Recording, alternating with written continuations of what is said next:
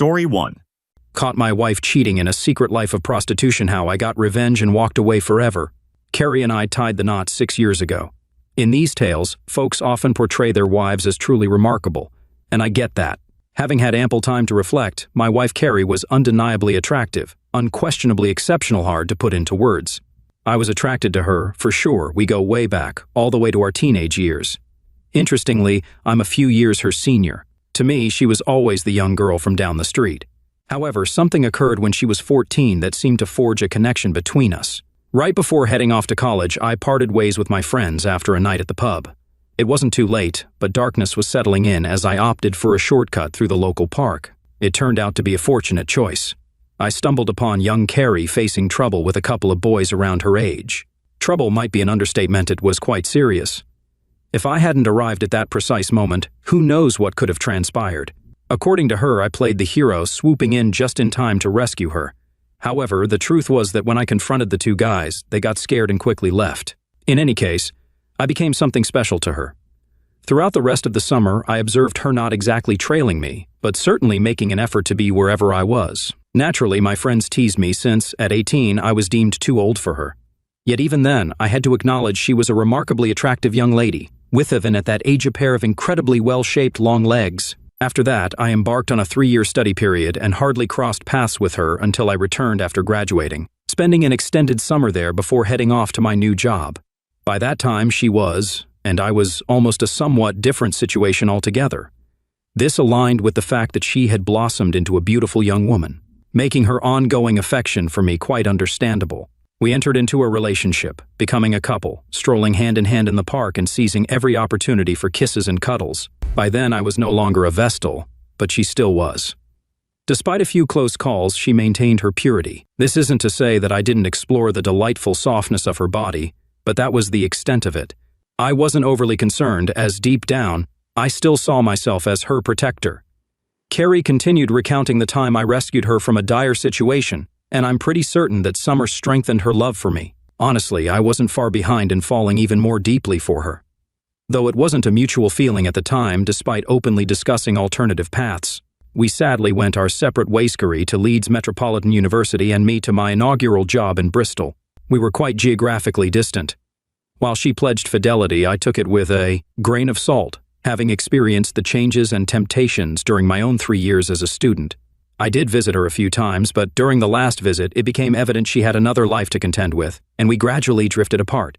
That could have been the end of it, as I certainly didn't linger. I embraced a few years of flings on the Bristol scene, exploring different relationships. However, my trajectory shifted, leading me back closer to home, where Carrie re-entered my life. By then, she had graduated and was already working. When her parents invited me over, I must admit the initial welcome from darling Carrie was a bit less warm than anticipated. However, that quickly changed. Indeed, she had transformed herself, matured, and gained sophistication and worldly wisdom. Yes, she had lost her purity, but not to me. Nonetheless, it wasn't a significant concern, and who was I to complain? Then one evening she confided to someone that I remained her special hero, and it felt like we were picking up where we had left off. I rekindled my connection with her, and this time we didn't stop there. We soon became involved in bed, and the more we shared our love, the deeper it grew. Marriage followed it inevitably, as certain as morning follows night. 6 years later, we were still as deeply in love as ever. Carrie, at times a bit conservative, disapproved of various things, but never pushed her views too strongly, making it a non-issue. We were genuinely happy, and the future looked promising. My problem arose when my company decided to promote me, a situation I had no issue with, except that it meant relocating to the vibrant city of Leeds, where my loving wife had spent her university years. It was a choice between that and the Middle East, and since we wanted to start a family, Leeds seemed the more sensible option. Initially, there were no problems, at least not for the first couple of weeks as we settled into a temporary rented flat. I knew I would miss watching Arsenal play football, and Leeds City wasn't about to replace them in my affections. After all, Billy Bremner and crew had long since retired. But overall, Leeds didn't seem like a bad place to be.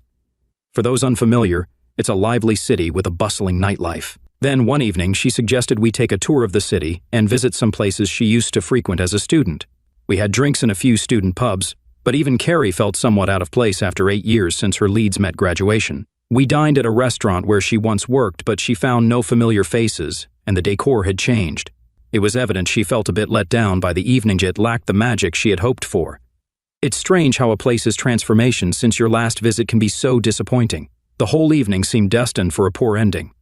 Finally, she declared that there was a little pub on the edge of town where she worked during her final year. It wasn't a student pub, so maybe some locals would still be around. It was still early evening as we walked hand in hand through the city center, resembling two lovers. We left the car behind until she led me down a couple of back alleys, and the nature of the buildings began to change from bright city lights to shabby backstreet houses and crumbling workshops. I felt doubtful and asked Carrie if it was like this when she was here. She laughed, assuring me it hadn't changed. She had lived nearby in a cheap flat shared with 3 other girls, one of whom worked at the same pub for some time. She pointed around a corner, and her joy was evident, making me grin. There in front of us was a dingy-looking pub. I wouldn't have entered on my own, but with Carrie, it was different. Not that she dressed provocatively, it wasn't her style. Carrie epitomized elegance, from her neatly cut dark hair to her smart suits and formal high heels. That evening was an exception, with her in a slightly daring short skirt. I joked that maybe it was to recall her student days, but on second thought, perhaps she had some inkling of how the evening would unfold. Maybe not, though. No, I think if she had known, then she wouldn't have left our flat.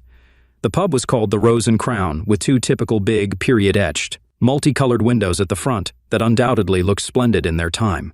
I questioned hesitantly if she was sure this was it. She assured me that it wasn't so bad once you got inside. With that, she gave me a beautiful smile, one I'd cherished since I knew her, as a young girl, and pushed open the pub door. Little did I know then that I would never feel the same again about that smile. I followed her inside, and she was correct. The interior was old-fashioned but quite tidy, featuring a long, dark wooden bar and a charming old mirror behind it. Surprisingly, the windows, which appeared grubby from outside, looked fine from within, as the street lamp lights shone through them, casting a warm glow on the bar. Carrie stood there, finely enchanted, recognition evident on her face. She remarked that it hadn't changed a bit. I added that I shouldn't think it had changed much in 50 years, eliciting a giggle from her as she lovingly looked up at me. She pointed and exclaimed about something at the other end of the bar, releasing my hand and sliding across the wooden floor. She greeted the bartender with a, "Hi there, remember me?" The bartender turned around to look at her, appraising the pretty young woman in front of him. A smile broke across his face as he recognized her and exclaimed, "Carrie, is that really you?" Carrie nodded in confirmation, grinning up at the tall, lanky bartender whose name I never did discover. I couldn't help but grin myself, realizing that Carrie had finally found someone who remembered her, and the evening wasn't going to be a total waste after all. He expressed joy and rushed from behind the bar, embracing Carrie tightly and planting a full-on kiss on her lips. The embrace and kiss didn't last long enough for me to feel jealous or anything, but the first uneasy feeling crept coldly through my gut, wiping the grin from my face. They chatted animatedly about things unfamiliar to me, and I waited for an introduction. As they discussed people Carrie had known back then, I still waited in vain to be introduced. When another man entered the pub, the bartender called out to him, urging him to see who had turned up. He walked right by me, exclaiming, "Carrie," as soon as he spotted her. Again, I had to endure my wife being embraced and kissed by a man I'd never seen before. Once again, I waited in vain to be introduced. The second man informed her that Carl would be there any moment, and to my surprise, she blushed. He noted her reaction, saying he thought that would get to her. Carrie responded, "Really? Carl still comes here?" The man assured her that Carl would indeed be there soon. I wondered who Carl was. Carrie had never mentioned a Carl before, which was perfectly reasonable, but I didn't like where the evening was headed, and I didn't appreciate being ignored. I remained standing there on my own, feeling like a bystander. I cleared my throat in an attempt to catch her attention, and when that failed, I coughed loudly. The bartender glanced at me, but Carrie continued to ignore me, engrossed in conversation with the other man. The bartender apologized, saying he would be with me in a minute, unsure of what to do. I could have grabbed her arm or something, but she was so engrossed in reconnecting with old friends that I chose to bide my time. I walked up to the bar just behind them and leaned on the counter. The bartender finally tore himself away from my wife and asked, "Yes, mate. What can I get you?" I told him I'd like a pint of the best and whatever the lady wanted. The barman's smile vanished as I spoke. He snapped at me, seemingly oblivious to the fact that I was her husband or that she was even with me, saying he didn't think this young lady accepts drinks from just anyone. I retorted, my temper starting to rise, that I believed she would have a drink with me. The barman began to say, "Now look here, buddy, you can't come in here." But that was as far as he got, as Carrie finally turned around, the raised voices finally catching her attention, and she intervened. She casually informed the other two that it was okay and that I was with her, hardly bothering to glance over at me. The barman fell silent but continued to scowl at me as he poured my beer. He demanded 2.20 pounds, pushing the glass across the counter toward me. I asked about the lady's drink, and the bartender brusquely informed me that it was on the house. He promptly asked her what she wanted and poured it without acknowledging me. I stood there, sipping my pint, puzzled about what was happening. My wife was engrossed in conversation with the others, laughing and giggling as they shared old stories and updates since she had left. Carl's name came up multiple times, and a concerning smile appeared on Carrie's face each time. She continued to completely ignore me, and I was becoming quite upset by her strange behavior. I was about to step in between them to regain my wife's attention when the pub door opened, and two big guys walked in, one white and the other West Indian. The barman exclaimed the moment he saw them, informing them that Carl had turned up out of the blue. So this was the mysterious Carla Sizable guy, appearing rather tough. Carl halted when he noticed Carrie, and a huge grin spread across his face. He shouted, "Surprise, Carrie, where have you appeared from?" Without saying anything more, he rushed past me, and as the others made way, he embraced her. Carrie kissed him back with equal enthusiasm. This time, it lingered a bit too long for my liking, and the way the others stood there, beaming at the two of them while locked together, didn't help either. Then his left hand dropped down her back, cupping the cheek of her bottom. ID had enough. I stepped forward to intervene, deciding that if Carrie was going to allow that and couldn't even involve me with her friends, then it was time to leave.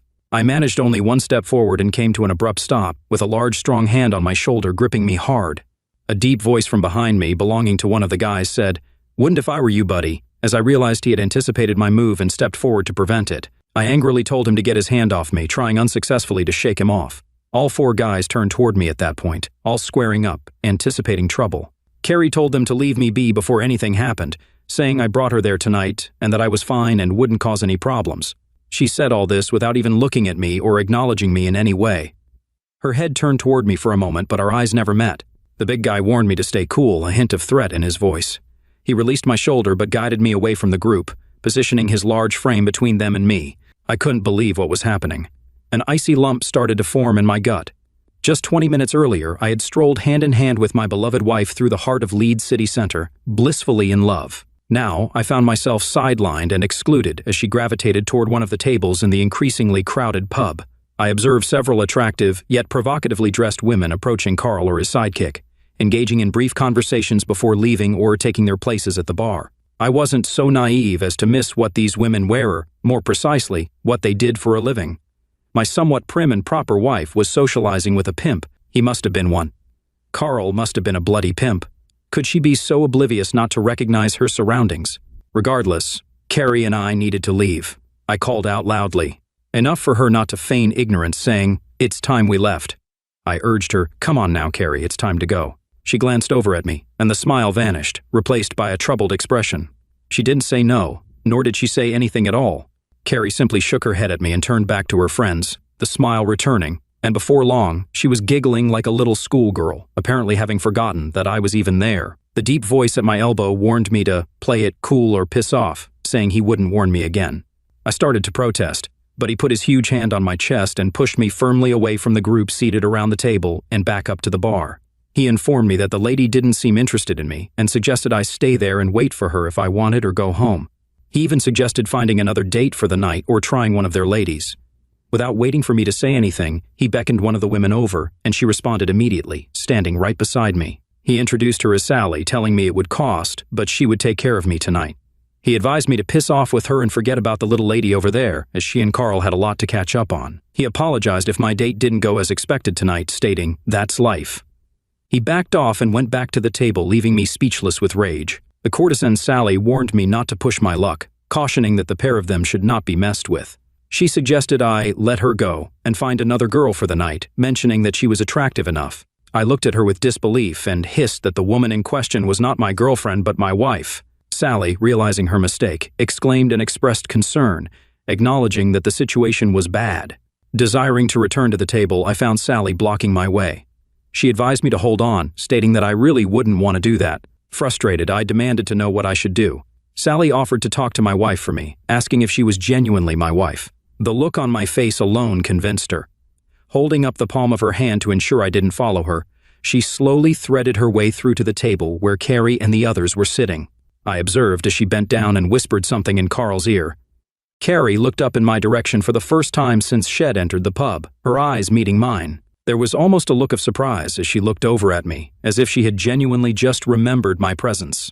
She looked sheepishly away and then whispered something back to Sally. Sally conveyed to me that Carrie mentioned she would come over and see me shortly. Upon returning, I responded by expressing my impatience, stating that I wanted her to be here now, not in a minute. Sally cautioned me, saying, "Don't push your luck, mister," before walking away to approach another customer further down the bar. I stood there, enraged, unable to divert my gaze from Carrie, noticing Carl's arm sliding across her shoulders, his fingers casually brushing against one of her breasts. She threw a few watery smiles my way, but I found myself counting the minutes, wondering at which point I would explode. After 5 minutes, she stood up and excused herself, not coming straight over to me. Instead, Carrie made her way to the toilets and disappeared through the door. I didn't know if she wanted me to follow or not, unsure of what to do. Before I could decide, she came out again and, glancing over toward Carl's group, approached me. I angrily demanded, "What are you playing at?" and insisted that we needed to leave immediately. When I reached for her arm, she pushed me away and backed off, instructing me not to cause a scene. She conveyed that I could go if I wanted, but she intended to stay there for a while. Carrie firmly informed me that she was staying to chat with her old friends. She suggested I could go and come back later for her or stay there and wait. I looked at her in disbelief, finding it hard to comprehend that the woman who had professed her love for me earlier that day was now telling me to leave. When I failed to respond, she continued, saying, "Better if you just go home, Terry. I'll get a taxi back later. We'll talk about this then." I cried out, expressing that I wasn't leaving her there. She responded resignedly, stating, "Just stay and watch then, Terry, if you must. You might not like what you see, but for your own sake, don't interfere." Despite my attempts to persuade her to leave with me, she resisted, suggesting it would be better if I left now. She assured me, "I'll see you later, don't worry, sweetheart. Everything will be okay afterward. I love you and will make it up to you, I promise." She said to just give her this one evening, assuring that everything would be like before, and attempted to move away. I seized her arm, astounded at her outrageous behavior. Before I knew it, I was flung back against the bar as the big guy knocked my arm away from my wife. I took a swing at him, but it seemed futile. He shoved me further along the bar and then pushed me to the ground, reminding me that he had warned me. A nasty grin adorned his face as he picked me up as if I were a featherweight and propelled me toward the door. Carrie cried out not to hurt me, insisting that I hadn't done any real damage. I don't really know if her pleas had any effect on the outcome, but at least she tried. The next thing I knew, I was outside, doubling over as he punched me in the stomach and then reeling backward as he punched me in the chest. It felt as if I'd been hit by a train. I fell flat on my back and waited for the smacking to continue, but it didn't come. I lay there for a good while, wondering how the hell I had gotten there. I had a pain in my chest from where he had punched me and was fighting for my breath due to the blow to my middle. 2 punches just. 2 casual punches and I had been reduced to a wreck, aching all over and still unable to stand up. Another 10 minutes passed, and I managed to pull myself up to my feet, shaking off the dust and grime from my clothes. How could an evening that had started so wonderfully have descended so far? It was the same thing, he just didn't know what the hell to do. I'm no softy, but how could I stand up to a great Hulk like that? Head pulverized me. ID never felt so damn humiliated and hopeless in my entire life. Some bloody special hero I was. It wasn't as if I even knew anyone in Leeds. I didn't have a friend to call for help. I stood there and watched the slow stream of clients going in and out of the pub. More than a few guys went in and came out later with one of the women on their arm. The pub was a brothel. My wife of 6 years, who only that morning I discussed having children with, was in a brothel. She'd taken me there and must have known. I fought back the tears and knew what I had to do. I couldn't walk away and leave her there like that. I didn't know what I was going to do with her, but I couldn't walk off and abandon her. If she didn't come home with me this time, then potentially our wonderful, perfect marriage was over. I guess more than an hour had passed before I managed to get myself ready to go back inside the pub. I didn't know what to expect. I certainly never expected what confronted me. I guess you might describe it as an impromptu strip-tease act. It was my wife and another girl. My wife had the last shred of clothes on her, and that was about to go off. A large group of guys surrounded the pair of them, grinning and laughing as Carrie's last clothes came off. I couldn't stand it. I charged forward, pushing my way through the other men, and grabbed at Carrie. She looked around at me with a startled look on her face. All she managed to express was her distress, saying, "Oh no, Terry. Oh, for Christ's sake, no." I fared no better than the last time, and the light started to go out for me as someone smashed me hard in the face. The last thing I remember seeing was Carl clutching my wife in his arms. I think she had a look of horror on her face as she watched me being dragged out of the pub. They weren't so easy on me the second time, and it was several hours later that I fully came to in the middle of a car park some distance from the pub. I heard all over, but I guess they were experts, and though I was in pain, nothing seemed to be broken. It took me an hour to find my way back to our car, and another before I managed to start it and drive back to our new rented flat. I fell asleep on the sofa, not knowing, and by then, beyond caring, at what time Carrie would be home. The following morning, I woke up feeling worse than death.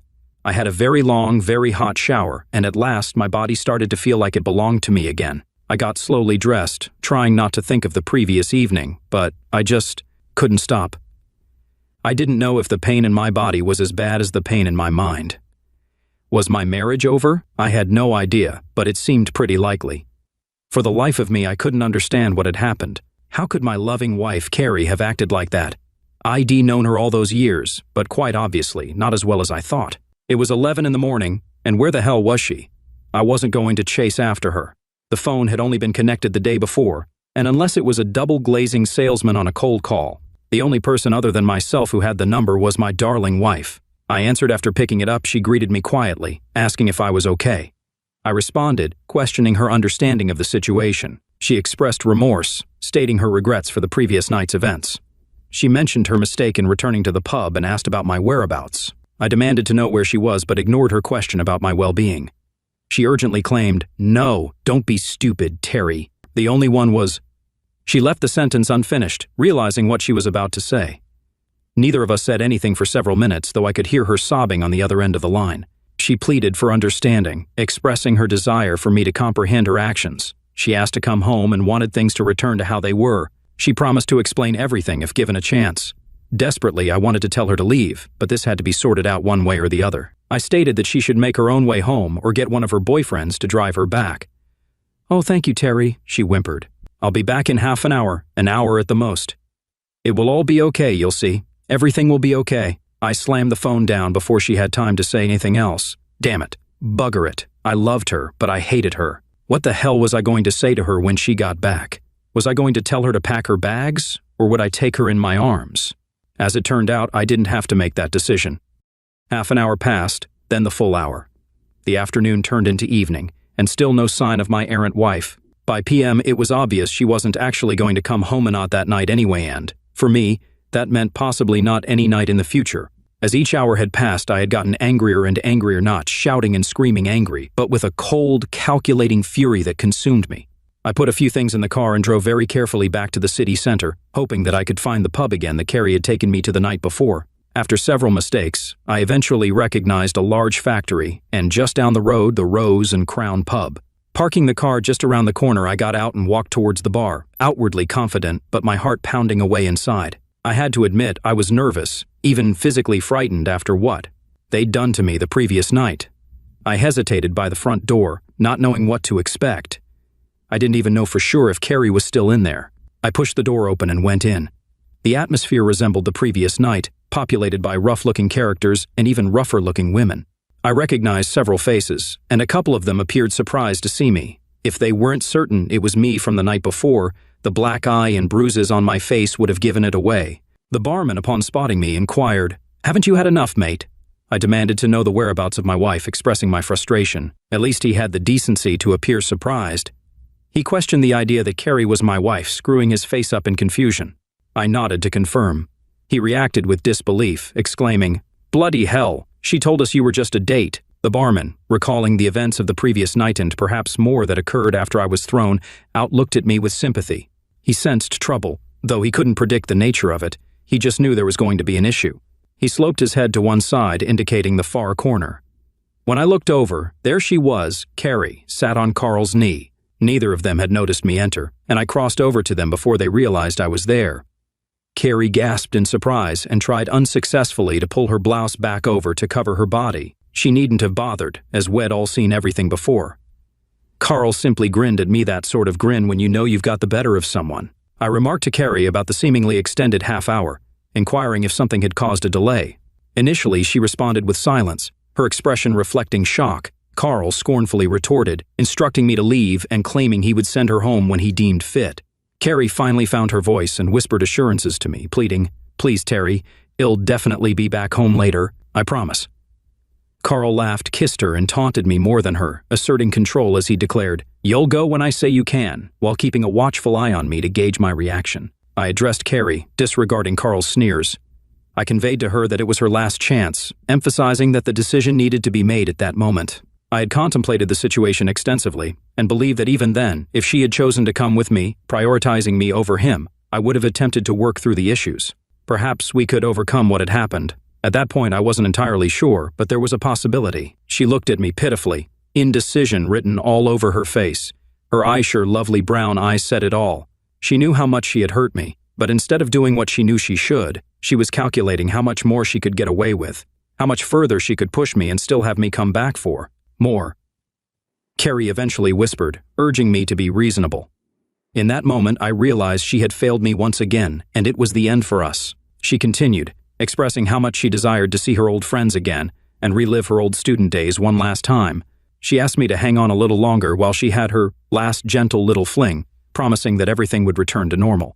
She insisted that she genuinely loved me and assured me that she would make it up to me. She stared at me imploringly, her eyes begging me to agree, but I said nothing in reply. Carrie went to say something else to me, but Carl had had enough as well. He kissed her hard and held her even tighter, and her words were transformed into nothing. That was it. I had all the information I needed. My wife was coming back home after all, but I'd have to wait until tomorrow, or maybe the day after, or the day after that. Fine. That was great, wasn't it? I noticed that the West Indian guy was edging over towards me, so I held up my hands and backed off. No point in getting involved in a one-sided fight with him again. The whole bar had fallen silent, waiting to see what was going to happen. But as far as I was concerned, nothing was going to happen, at least not straight away. "See you all later then," I said quietly. "I'm not still 14, Terry," Carrie burst out. "I can look after myself now."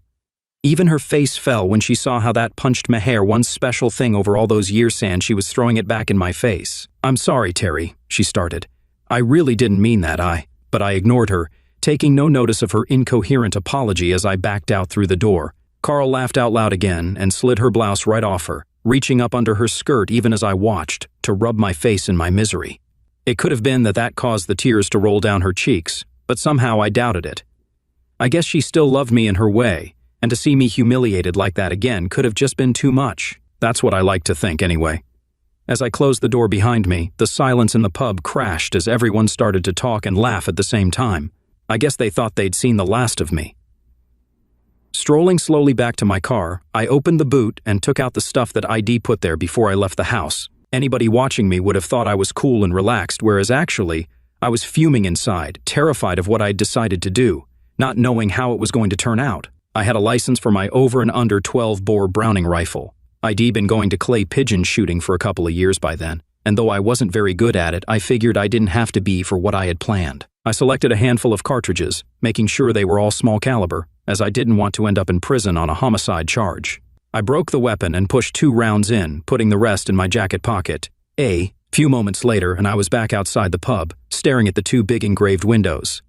This will wake them up, I thought, my heart thundering away inside my jacket. This wasn't me. It just wasn't me. But what else was I to do? There was no mileage in going back in and arguing with her, as she wouldn't agree, and I'd probably get another beating. What would I do if I simply went home? Wait for her to come back to me and discuss how we might get over what she had done?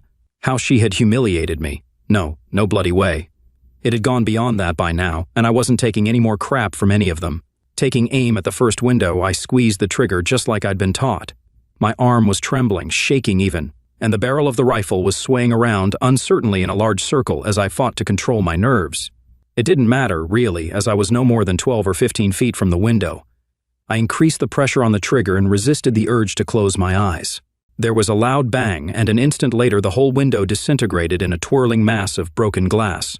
I took aim at the second window with renewed confidence, fired off the second barrel, and the other window followed suit.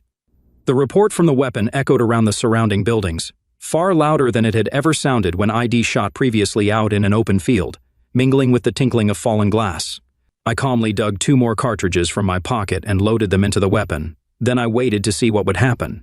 I really had no idea how they would respond, and almost hoped that they wouldn't, but I was ready and prepared to show them that they'd made a big mistake if they thought I was a wimp and would take what they had done. To me, lying down, the doors flew open and several guys poured out. They stopped dead when they saw me standing there with the weapon. Nobody moved. Then Carl came charging out, closely followed by his big henchman.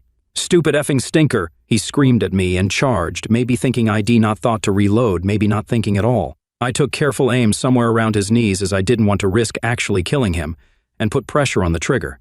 I was as cool as a cucumber, even having time to note that my arms no longer trembled and that the weapon was pointing exactly where I was aiming it.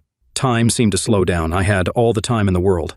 I quite clearly saw the look on his face change from rage to terror as he realized he had made a serious error of judgment. Maybe I had the same grin on my face that Head had just a few moments before, the one you get when you know you've really got the better of someone. Bang. He went down screaming, even surprising me with the mess it made of his legs. Fair play to the guy, he didn't even hesitate. Great courage or no brains, I'm not sure. But he didn't stop, at least. Not until the second barrel load ripped into his legs and put him down as, well. The two of them lay on the ground, Carl screaming and the guy Ted groaning aloud. I didn't even bother to reload that time, my emotions were too shot, but fortunately the rest of the crowd suddenly melted away. Everything went calm relatively, that is, as two injured guys can make a lot of noise. It was a short walk back to the car, though my legs were so wobbly I thought I might fall over. The rifle went back in the boot, and I gingerly started the motor and made my way home. I drove slowly and very carefully indeed. I thought of going into the pub to frighten the crap out of Carrie, but I couldn't. I didn't trust myself, and to be honest, it had terrified me doing what I'd just done. But I'd done it. I'd bloody well done it, just as I'd promised myself I would. But enough was enough. Strangely, I slept well that night and woke up feeling quite fresh. Black eye and bruised face still, but otherwise quite fresh. I wondered who would turn up first, Carrie or the police, to arrest me. I hadn't even put the rifle away, and it was still in the boot of my car. As it turned out, Carrie couldn't turn up. About 10, I got a phone call asking me if I was the husband of Carrie Bellings. "Yes, I am," I replied, wondering what it was about. It was the police. That morning, I had anticipated a visit from them, perhaps for my arrest. However, the call I received was about Carrie. They informed me that she was under arrest at the station and asked me to come and collect her. My genuine surprise prompted me to question the reason for her arrest. The reply was unsettling. She had been taken in for prostitution, along with a group of other working girls, after a shooting on the edge of town. In response, I expressed an understanding of the reasons behind her recent behavior and late-night returns. The police officer acknowledged my understanding somberly, expressing regret for the way I had found out, noting that such situations were not uncommon. Unfortunately, my comments seemed to contribute to her unfortunate fate. It turned out they initially considered her to be more upper class than the other women involved, and my refusal to collect her likely exacerbated the situation. As a result, she was prosecuted, found guilty, lost her new job, and faced challenges in securing future employment, given the stigma associated with a prostitution conviction for a young female graduate. The police didn't even ask me whether I owned a rifle. Mine was registered to me quite openly back in Bedford, where we had just moved from, but they never even checked. I wasn't a suspect in any way, so why would they? But why did nobody from the pub turn me in? Well, I had no idea at all. Carrie tried to contact me time and time again. I never met up with her again, but I did eventually accept one of her calls after she got more and more desperate. She told me she still loved me and all the usual rubbish. I think she really did as well, and obviously was broken-hearted that. I wouldn't entertain taking her back. I refused to even discuss it, and she acted a little frightened of me after I had dealt with our problem as firmly as I had. When I questioned Carrie about her past involvement with Carl and her job at the pub during her student days, she was straightforward with me. I demanded an explanation, asking how she transitioned from working behind the bar to the events that transpired the other night. Carrie clarified that she had never mentioned working behind the bar at the pub during her student days. The weight of those words punched me hard. It suddenly became clear she had worked for Carl as one of his girls. The realization explained the hold he had over her. I had unknowingly married an escort, and it took going back to that place to uncover the truth. Whether that revelation was a good or bad thing, it's hard to determine. That's a judgment others will have to make for themselves. It was she who warned me that Carl would come looking for me to sort me out himself once he was back on his feet, that is. Maybe that's why nobody from the pub told the police about me, as people like that sort their own problems out. He'd never find me, of course. I backed out of the job in Leeds, which they understood after the news of my wife got out. But I took the one in the Middle East, where they were happy to have me on a bachelor posting. As they're cheaper than a married couple, that's about where we came in, I suppose. I got away with it. To my surprise, I actually got away with it, and they put it all down to a gangland shooting. I suppose you might be wondering what then happened to me. Okay, well, that's natural. As you might imagine, I gave up clay pigeon shooting and sold my rifle, then took up golf instead. Got quite good at it as well, and eventually got my handicap down to 6. I went out with quite a few different women, but only discovered just how good my wife Carrie had really been in bed. Well, she would have been, wouldn't she, as she had worked at it, as it were, in both senses of the word. Then I met up with Angie, a lovely American woman who I met in Dubai. Life was fine after that, really fine. I never inquired too deeply into quite where Shed gained her experience, but I really think she was just a gifted amateur. I hope so, anyway. We have never married, she didn't want to, and strictly speaking, I was still married and hadn't bothered to get divorced. I came back to the UK occasionally, but always steered clear of Leeds until, at last, I couldn't resist it. One Thursday in June found me slowly driving past the Rose and Crown, hoping that nobody would recognize me after all that time. The fine decorated windows had been replaced by some modern double-glazed units. Pity, really, I'd rather liked them. I sat there in my car for a while, and at last, to my surprise, a guy in a wheelchair turned up. He was a big chap and tough-looking, but fatter than ID remembered. Carl. But of course ID only. Seen him a few short times, and that had been 4 or 5 years previously. What clinched it was the big man pushing him, the one with the really bad limp that could only have been Ted. Then several women poured out of the pub to see Carl, reporting to him, maybe that being easier, no doubt, than getting him up the 3 steep steps into the bar. They all looked rough, just like the last time I'd been there. Except one of them, that is. One of them looked a little bit different, pretty, slender, beautiful long legs. Well, yes, it could have been her, though she looked much, much older. She still kept her hair short and was still quite smartly dressed. Her eyes had a worn-out look about them, though, and the smile that I had once loved was nowhere to be seen. She didn't look very happy at all, but I didn't hang around to make sure. She was, as Shed said, not 14 anymore and could look after herself. Strange how things turn out, isn't it? If only that bloody restaurant hadn't redecorated their dining room, then maybe she would be at home right now with our children, the ones we'd never now have. I wouldn't have been any the wiser, and maybe we would have lived happily. Story 2. Chris, why are you home? Inquired Angela, my spouse for 28 years, as she entered through the garage and saw me at our kitchen table less than 10 feet away. Her body partially blocked a tall, younger man following her into our home. Angela, consistently beautiful, stands at a striking 5 feet 9 inches, weighing a healthy 145 pounds, with auburn hair falling over her shoulders. She always dresses professionally for work, and today, in a white blouse, an extra button undone, revealed enticing cleavage between her spectacular 38D cup chest. A black linen skirt highlighted her world-class legs, and 3-inch heels perfectly shaped the cheeks of her backside. Briefly contemplating Angela's seemingly foolish question, I responded by stating that I lived there. A quick flash of irritation, which had been increasingly prevalent over the past weeks, surfaced as she inquired about the reason for my presence at home at 3:30 in the afternoon. I often jest with anyone who will listen that I loved Angela since we first met. Meeting her as the administrative assistant for 4 top executives in her company, she escorted me to the senior suite for hours of meetings. Taking a chance, I asked her to dinner as she walked me back to the lobby, and the rest is history. By now, Angie's companion had maneuvered around her and stood at her side. Anticipating a smirk, I was surprised to see concern in his intelligent eyes. Clearly, things weren't going as planned. I couldn't help but question Angie about the reason for her early arrival home, an hour and a half earlier than expected. Angela and I have been inseparable since our first date. I dedicated all my energy to her and our family, establishing a successful insurance brokerage firm. With the assistance of her employer, Angela achieved a bachelor's degree in 6 years, progressing from a support role to leading HR in the company's Hartford, Connecticut office. Having loved Angela unconditionally for nearly 3 decades, I faced the transformation she had undergone with determined calmness. Desiring to break her as effectively as she broke me, I gave Angie my signature crooked grin, prompting her response, "We came home early to talk with you." I questioned Angie about the collective reference to "we," locking eyes with her. Taking advantage of the moment to introduce himself, her companion confidently stated that he was Michael Browner, the new attorney at Kellerman & Sons, closely collaborating with Ong for the past couple of months.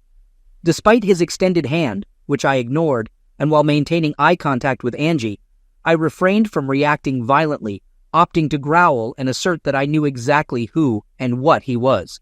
For the first time, I noticed signs of concern in my wife. and she cringed when I mentioned Ong. You once threatened severe consequences for anyone who called you Ong. Why tolerate such disrespect in your own home from this individual I'm referring to as Mofo? I pointed in his direction. Angie, habitually worried and confused, is a meticulous planner. I was certain she and Mofo had meticulously planned for every possible scenario for this conversation, with every I dotted and every T crossed. In her perception, I was already a compliant, betrayed man. A quick glance at Mofo brought a smile to my face. I was fairly certain his sphincter muscle was tightening, soon to be clenched as tightly as mine. A tumultuous situation was brewing, unlike anything Angie and her companion could envision. Taking 2 or 3 deep, cleansing breaths, I endeavored to push aside the growing rage and disgust into a quiet corner of my heart. Internally, I resolved to proceed, thinking it was time to disrupt their plans once more. I suggested the idea of making 3 drinks and proposed discussing matters in the living room. Angie requested a subdued glass of wine. When turning to the other person, he appeared wary. Responding to my offer, he mentioned Angela's information about my liking for bourbon and craft beer. Nodding, I confirmed as I rose from the kitchen table and headed to the family room's bar. Exiting the room, I heard immediate, urgent whispering as they moved through the kitchen to the living room. A few minutes later, I joined them. They sat together on the sofa. Handing Angie her favorite Merlot and Mofo a tulip glass of amber ale, I settled into an armchair across from them. After raising my glass in salute, I took a sip of the fiery liquid. Returning the toast, Mofo sipped his beer, studying the color and carbonation. He made a remark about the complexity of the amber ale, asking about its identity. I responded that it was Pabst Blue Ribbon. At the mention of the beer, Mofo's eyes flared with anger, and Angie, appearing confused, mentioned my previous claim that Pabst Blue Ribbon was worse than donkey urine and considered the worst beer ever made. She was midway through her comment when she saw me laughing. She expressed her frustration, stating that I was being rude and condescending during what was supposed to be a calm conversation. I responded with a smile, questioning her accusation and suggesting that we needed to kickstart our conversation properly. I anticipated learning about having a polite, uplifting, and loving discussion from my wife. Angie cringed and avoided eye contact. S. White took over, beginning to discuss matters. I interrupted, directing my attention to him and pointing out his initial use of Mr. Harrington before presumptuously switching to calling me Chris. I insisted on being addressed as Mr. Harrington. As his face began to redden, I concluded with a shrug and suggested the alternative of addressing me as Sir. Instead of allowing S. White to continue, I turned to Angie and asked with heat, inquiring about the topic she wanted to discuss. When S. White seemed prepared to respond, I interjected, informing him that I was addressing my wife and instructing him to sit there, drink his complex amber ale, and remain quiet. Angie, in a state of fury, expressed her discontent with my behavior that afternoon, insisting that it needed to stop. I nodded, giving the appearance of contemplating her request, and posed a question about whether my behavior was better or worse than hers over the last 5 or 6 weeks. Angie, partially confused and worried, asked for clarification. Mofo seemed to hold his breath, perhaps thinking their carefully crafted plan had derailed. Locking eyes with Angie, I revealed that I was disturbed, expressing my uncertainty about what upset me more, her involvement with someone else or her treating me like an imbecile. Angela's expression showed her astonishment. Her eyes narrowed, and she, in a hushed voice, mentioned having more friends at my office than I did. She received an anonymous email 2 weeks ago, warning about my alleged affair. The email included 3 attachments depicting me on a picnic lunch at Middlewoods Park, engaging in hand-holding and kissing. Apologizing for the way she found out, Angela was in the process of figuring out how to continue when I interjected, asking if she wanted a divorce. She responded negatively, moving to the edge of the couch, leaning forward, resting her elbows on her knees, and passionately expressing her love for me. Angela clarified that her involvement with Michael was a short-term fling, explaining that he was new to Connecticut and hadn't made many friends. She anticipated him finding a regular girlfriend once he was settled. Apologetic, she acknowledged that the situation didn't work for her, as she had signed up for a monogamous relationship with a loving wife.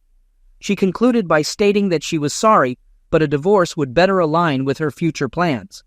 Angela pleaded with me to stop, expressing her disinterest in a divorce and suggesting that I probably felt the same. She characterized her involvement with Michael as a one-time fling, emphasizing that it was nothing more and that it stemmed from her attraction to him and a desire for extra excitement in her life. She assured me that it had never happened before and would soon be over, promising that it would never occur again. After taking a small sip of my bourbon, I remained silent for a few moments before responding. I pointed out that her promises held no meaning and asserted that everyone in the room knew she was a liar. Anticipating Angela's reaction, I continued, questioning why I should believe this was her first affair and suggesting that it could be her 51st. I urged her to think about our shared efforts in building a family and mentioned that, with Kelly married and contemplating starting her own family, we could now slow down and plan for a wonderful retirement. I expressed the belief that in a few years my fling with Michael would be long over and forgotten. I rose from my seat and, without inquiring if anyone desired another drink, walked to the din and replenished my glass. I was certain my lack of courtesy did not go unnoticed by the two individuals in the living room. Upon my return, I observed them huddled together and engaged in a whispered conversation. Mofo sought permission to speak, asking if he could express a few things. In response, I allowed him the floor with a disgusted reply. After gathering his thoughts, he conveyed that Angela was correct in characterizing their relationship as a short-term fling. He expressed regret for getting involved with a married woman, emphasizing that it was something he had never done before. Acknowledging the connection they shared, he spoke about Angela's exceptional qualities. While understanding my mention of divorce in the heat of the moment, he cautioned against it in the long term, noting the decades we had invested together and advising against throwing it away. Additionally, he mentioned Angela's initial concerns about the prenuptial agreement, suggesting its vulnerability due to its age and changes in the legal landscape. He dismissed its enforceability, claiming proof of infidelity was lacking. I pondered how my wife had become so misguided as he concluded his legal summation. Turning to Angela, I expressed my inability to understand her choice of seeking legal advice from a corporate attorney who graduated in the bottom quarter of his class from Texas Southern University Law School, a consistently ranked among the top 10 worst law schools in the country. I questioned how she knew that S-Wipe didn't finish, explaining that knowing one's enemy was one of my mottos. Redirecting my attention to Angela, I inquired about her plan moving forward. After taking a few moments to think, she disclosed that she and Michael were spending the weekend together. She detailed their itinerary, mentioning her presence at his apartment that night and a trip to New York City the next day. They planned to stay there Friday and Saturday night, with her returning home on Sunday. Despite being aware of their exact plans, the audacity of my wife's statement deeply saddened me. I expressed my disappointment, hoping she could perceive the profound sadness in my eyes. I pointed out the impact on our quarterly getaway weekend tradition to New York City, filled with memories of spectacular sights and heartwarming experiences such as award-winning Broadway plays, concerts, and sporting events. I conveyed my feelings about the tarnishing of those memories and expressed concern about the change in Angela, comparing her to the person she was involved with. Angela sensed my devastation and responded accordingly, but I was too consumed by the voices in my head urging me to end it. Turning to a very concerned Mofo, I questioned him about his wife's reaction to his involvement with mine. Angela urged me to stop, explaining that Michael was a widower and his wife had passed away several years ago. Even Mofo displayed some decency, cringing at my wife's last statement. I smirked and addressed Angela, remarking on the contrast between Michael and her. Without pause, I inquired about her being widowed, and Michael hesitantly confirmed it. I reached down and retrieved a manila folder from the backpack next to my chair. After opening it and scanning the first page, I revealed details about Michael's late wife, Dr. Cynthia Browner. She was an emergency department surgeon at Ascension St. John's Hospital in Detroit, with a husband, Michael, and 2 daughters, Katie and Lacey. The document mentioned her resignation and relocation to the Hartford, Connecticut area to join her husband immediately after her children finished school. Despite my dissatisfaction with my marriage, I couldn't help but find the look on Angela's face amusing. Angela confronted me about the revelation, asking if I had lied to her. In response, I couldn't contain my laughter, expressing amusement at the situation of a cheat and a liar accusing each other of dishonesty. Michael intervened by reaching out and cupping Angela's hand. Just before I could protest, anger boiling inside me, I realized something unsettling. I just didn't have the energy to care anymore. Angela's companion Ong began apologizing, confessing to his deceit and professing his desire for her. It was sickening to hear. He stood there, holding her hand, making plans for their future together as if I didn't even exist. Angela, after a brief moment of contemplation, took his hand and turned to face me, promising to cut ties with Michael and return to being the loving wife she claimed to be. As they exchanged words, my heart sank further. It was like watching my world crumble before my eyes.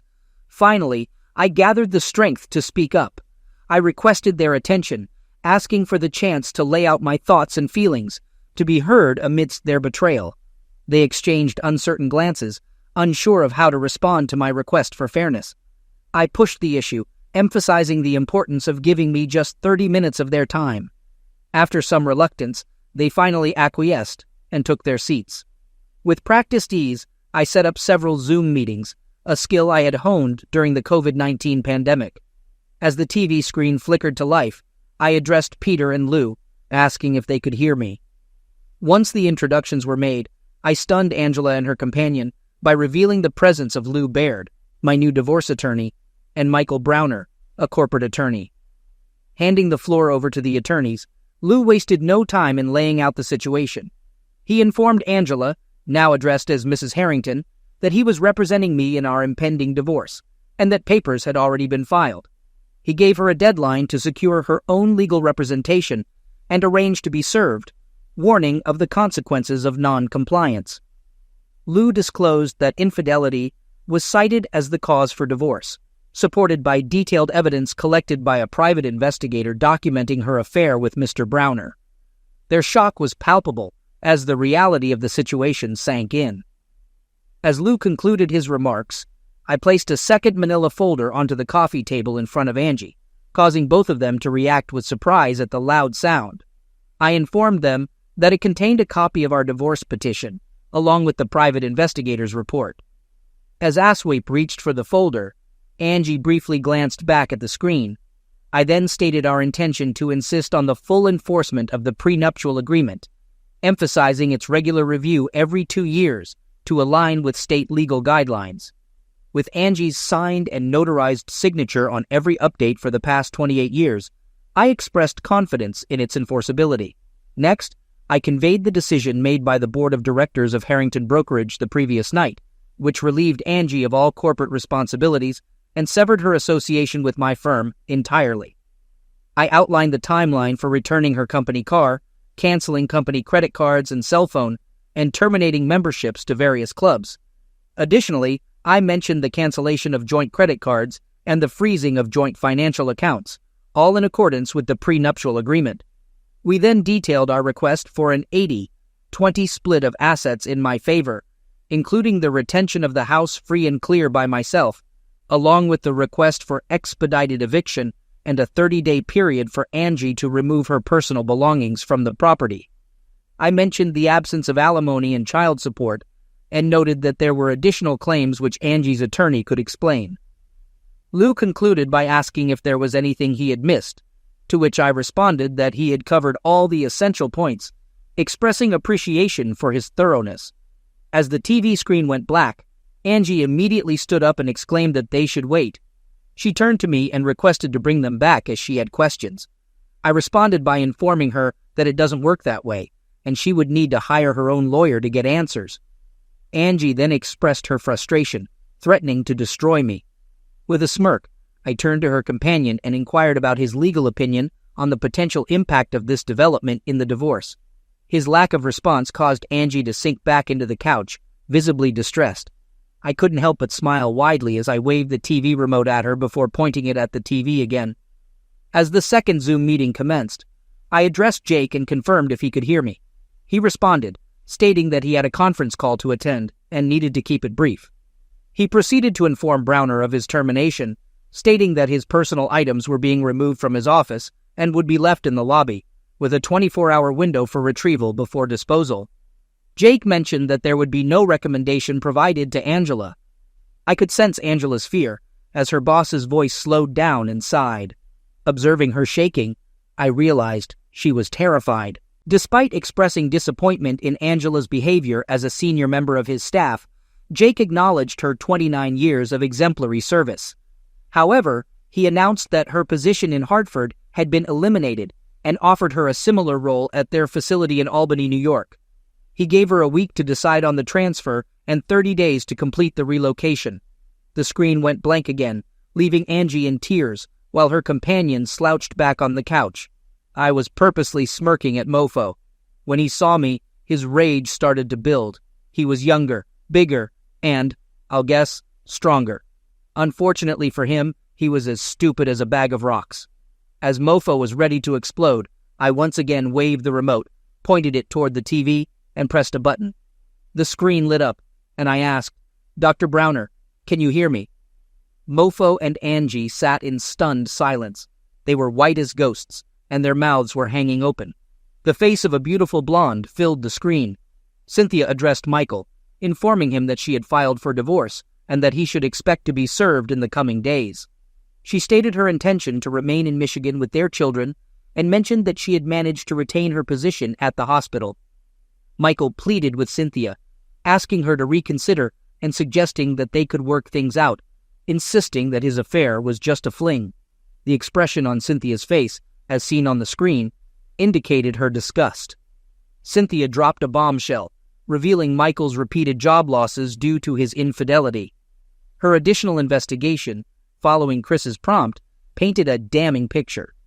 She listed off the names of Angie's associates, detailing Michael's affairs with each of them. Angie remained silent as Cynthia laughed off any expectation of an answer, declaring Michael unwelcome in her home and requesting his address for his belongings. As the screen faded to black, Michael's threat sent a surge of adrenaline through me. Without hesitation, I retrieved my Colt .45, aiming it squarely at him. The sight of the weapon seemed to physically stagger Michael, but I didn't flinch. I laid down the law, giving him a choice: leave or stay quiet. His silence was the only acceptable response, and thankfully, he chose to comply.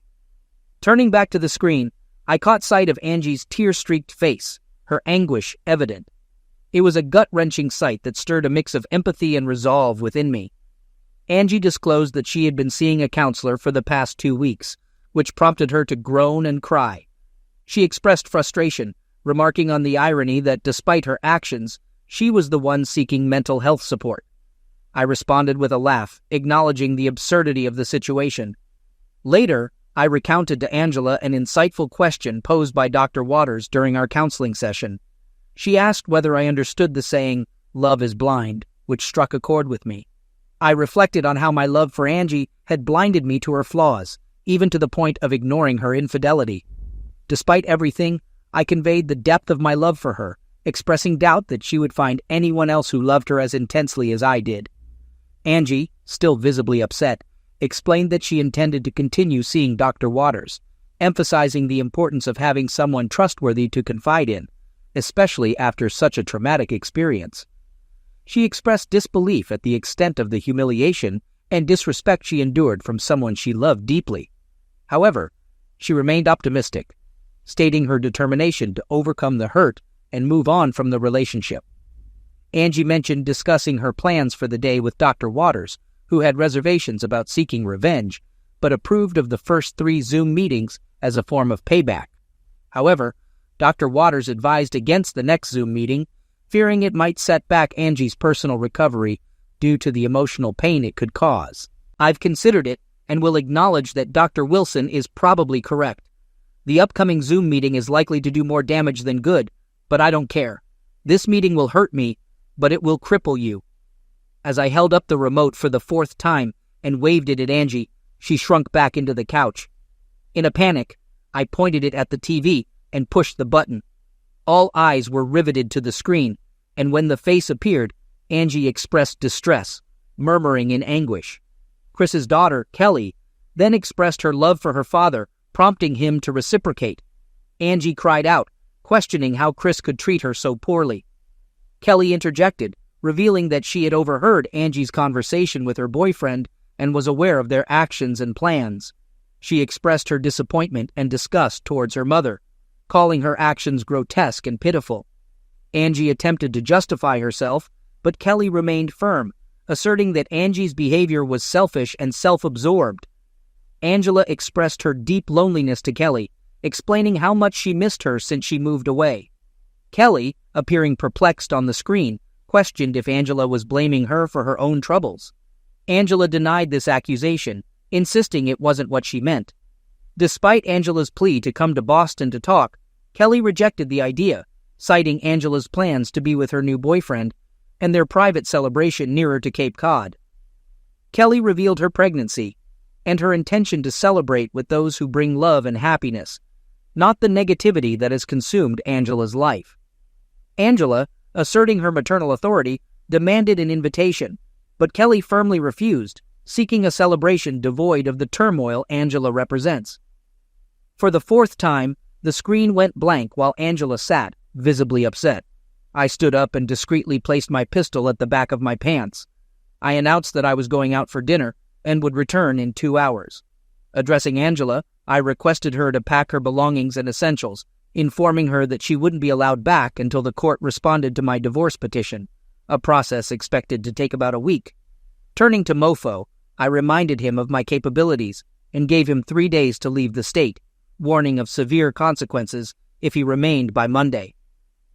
As I pulled open the front door, I glanced back at the defeated individuals and mentioned the supposed beauty of the upcoming weekend in New York. Second story. My name is Jim Reynolds, and I'm now 56 years old, standing at 5 feet minus 8 inches, maintaining decent shape. I've been married to Kelly for 22 years, whom I believe to be my life and soul partner. Kelly, 45, with blonde hair, blue eyes, and standing at 5 feet minus 2 inches, is built for lovemaking. I cherished lovemaking moments with her whenever we were alone, although there were times she didn't reciprocate the favor. I spent 8 years in Special Forces right after high school, mastering explosives, followed by 6 years in engineering school. Subsequently, I established my own company, now a multi-million-dollar construction business. Not many know about my military service due to the demons I battled, leading to 4 years of counseling. My pilot's license predates my military service, but Kelly never trusted me enough to join me for rides. I fell in love with Kelly from the first moment, and we married 2 years later. Coming from old money, with her maiden name as Moore, she descended from Richard Moore of the Mayflower. Kelly's family, however, viewed me as a mere servant. Despite this, I spared no expense on her, buying a large house in Cambridge, Massachusetts, complete with a 4-car garage and a BMW. We have 2 kids, or more accurately, she has 2 kids, John, 21, and the 19-year-old, both in college. I bought them each brand new BMWs, and I own a 10-year-old GMC 4-wheel drive pickup. About 6 years ago, they began mistreating me, later revealing they don't consider me family. They don't heed my words and do as they please, only listening to Kelly, their mother. I hired John 8 years ago, thinking he was my best friend, but the kids seemed to adore him. Approximately a year ago, Kelly inadvertently left her email open, and my curiosity led me to read through them all. To my disbelief, she professed to have despised me since we met, a sentiment echoed by her entire family. Shockingly, I discovered the kids aren't mine. They belong to my ex-best friend, John, a truth they've known for about 6 years. Unbeknownst to me, John knew Kelly before I hired him, and the situation amuses them. My son Rick and John, my ex-best friend, find humor in my obliviousness. Upon marrying Kelly, my father-in-law insisted on a prenup, which I signed. It expires in 2.5 years after 25 years of marriage and includes an infidelity clause stipulating that cheaters leave with nothing. A friend from my military days, Kevin, connected me with Paul, an expert in surveillance. Paul set up a system where Kelly's emails are forwarded to a private account of mine, along with copies of my kids' emails. My entire house is wired to allow me to hear their phone calls, and I have video recordings. Without Kevin's intervention, my family might have faced dire consequences. He dissuaded me from resorting to violence and suggested ways to hurt my family emotionally, such as taking their money tarnishing their family name and exposing their disgrace publicly. John and his friends mock me, well aware of the prenup and the affair, eagerly anticipating the arrival of Tom, my best friend, to take over. I possess a video of my father-in-law discussing a plan to create the illusion that I received funding for my company from him. Their scheme involves having John take control of my business, a plan they've been plotting for years. This explains their strategic move to have John apply for a position at my company and act as if he were my closest ally. The only individuals I genuinely trust are my old military buddies, and I'm grateful for maintaining contact with them. I've enlisted Paul as a computer consultant for my company, and he has secured its network, helping me identify allies and foes. This provided me with about a year and a half to prepare for an impending divorce. During this time, I assumed a role that required me to endure a strained relationship, refraining from expressions of love and engaging in physical closeness only to maintain appearances. Reflecting on how she mistreated me, I intensified these encounters to inflict emotional distress. I made sure to do so only when I was certain she hadn't been involved with John, often sending him out of town for business without her catching on. Although I acknowledged past indiscretions, I pretended ignorance to keep up the appearance that John remained my closest friend. To humiliate her, I engaged in public encounters and discreetly conducted DNA tests that revealed our children weren't biologically mine, but rather John's. Their elaborate plan involved John taking over the company after our divorce, aiming to exploit and embarrass me. Privately, I met with a competitor to sell my company at a reduced price, as I trusted his honesty despite our prior competition. I disclosed my reasons for the sale, ensuring confidentiality among a select few, including our lawyers. The law firm I hired shared my disdain for my father-in-law, a key factor in my decision to engage their services. They provided guidance on establishing a private bank account and phone account. Additionally, they suggested convincing Kelly and the kids to lease cars instead of buying new ones, a proposal well received by everyone involved, ensuring annual upgrades at a lower cost for me. Quietly, I began packing my belongings and placing them in a rented storage shed. People would often laugh either in front of me or behind my back. I suggested to Kelly that we start filing our taxes separately and transfer the house solely into her name for tax purposes. To achieve this, we needed a new mortgage solely in her name, a concept her entire family supported, making it simpler for her to claim the house in the divorce. My new law firm also recommended this to protect my credit. Despite her desire for home improvements, including an in-ground pool, I allowed her to have what she wanted, funded by a second mortgage in her name. Since the house was now solely in her name, the loans also had to be in her name. Half of the funds went towards the changes she wanted, while the other half discreetly found its way into my private account unnoticed. I continued handling all the bills, altering my insurance beneficiaries to direct funds to charities in the event of my demise. I sold my company without attracting attention, ensuring the new owners retained all employees except for John and his associates. Within a year, everything was prepared for my departure.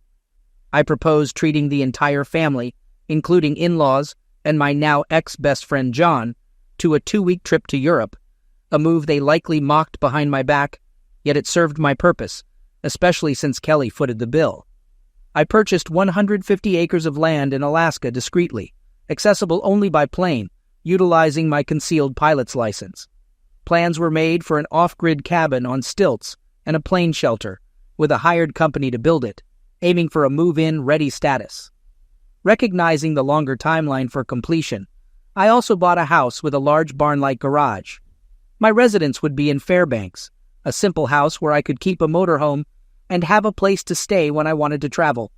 A military friend, who shared my dislike for my in-laws, registered a new motorhome in his name. Despite his reluctance, I insisted on compensating him and my other friends for their assistance. From Kelly's emails, they believed I was naive. I ceased payments on the house, their cars, insurances, and utilities, all in Kelly's name. Thus, her credit would suffer, not mine. Establishing a P.O. box in Kelly's name, I had all bills sent there, creating an illusion that I was managing their finances. When the divorce is finalized, her credit will be impacted, and with no alimony payments due to unemployment, they won't uncover the details of my company's sale. All the funds went to an offshore account, creating the appearance that I lost the company to the new owners. Moreover, my plan involves disappearing. Just before the trip, I informed them of a company emergency, stating that I would join them later. Their lack of concern and happiness about my absence didn't go unnoticed. On the night prior to their departure, I made sure Kelly would remember me vividly. Engaging insinuate, I pushed boundaries for the first and final time, leaving her initially pleased, but ultimately sore and angry. Too bad for John, who had been involved with her for years, but had denied me the same experiences. Once they departed for Europe, I returned to the house, leaving it wide open. My friend Paul retrieved surveillance equipment, and I paid a moving van company in cash to transport my belongings to Alaska. I took essentials such as clothes, tools, and fishing gear, along with weapons from my military days, securely stored until my arrival. Leaving all furniture behind, I ensured they wouldn't discover my destination, leaving no paperwork mentioning Alaska. My son Mike, uninterested in hunting or fishing with me, remained unaware of my usual trip destinations. I retained my old phone account to keep Kelly oblivious to my plan, intending to close it out in about a month. Upon departure, I left my old phone with a colleague, instructing him not to answer calls from my wife, but allowing him to make calls for a month. Subsequently, I visited my in-laws' house with my keys, turning on all lights. Utilizing Mike's laptop, I posted on a college website about a week-long college kegger party at their house, anticipating potential chaos. Recognizing their frugality and preference for John, I closed all bank accounts and canceled credit cards from both my wife's and my accounts, totaling $50,000. I sold my truck to a car dealer, and after 3 days, departed for Alaska without disclosing my destination. Monitoring events through my wife's emails, no one, including my wife, kids, in-laws, or ex-best friend, made any effort to inquire about my whereabouts. They enjoyed thinking everything was my responsibility, unaware that my wife Kelly was the one funding it all. I took my time enjoying the sights while crossing the country, relying solely on cash for expenses. I drove to Bellingham, Washington, hopped on a ferry to Valdez, Alaska, and then continued to Fairbanks, all without needing a passport. By the time I reached Washington, Kelly and her family had returned from Europe, finding their homes and properties wrecked, completely unaware that I orchestrated it. Surprisingly, they hadn't noticed my absence, being more concerned about their houses than my departure. It was the police, not my so-called family, who started inquiring about me on that Sunday, a day after their return to the United States. Granting my attorney written power of attorney for my divorce, I informed them that I would check in 2 weeks later without revealing my whereabouts. On Monday morning, Kelly received her infidelity divorce papers. Although I wanted to sue John for alienation of affection, Massachusetts law prohibited it due to numerous lawsuits against state politicians. Nevertheless, John and his associates lost their jobs as per my agreement with the new company owners. With all his belongings gone, it was a shame. Kelly found herself owing more than she had in the bank, pursued by creditors, and her cars repossessed. Power and water were cut off.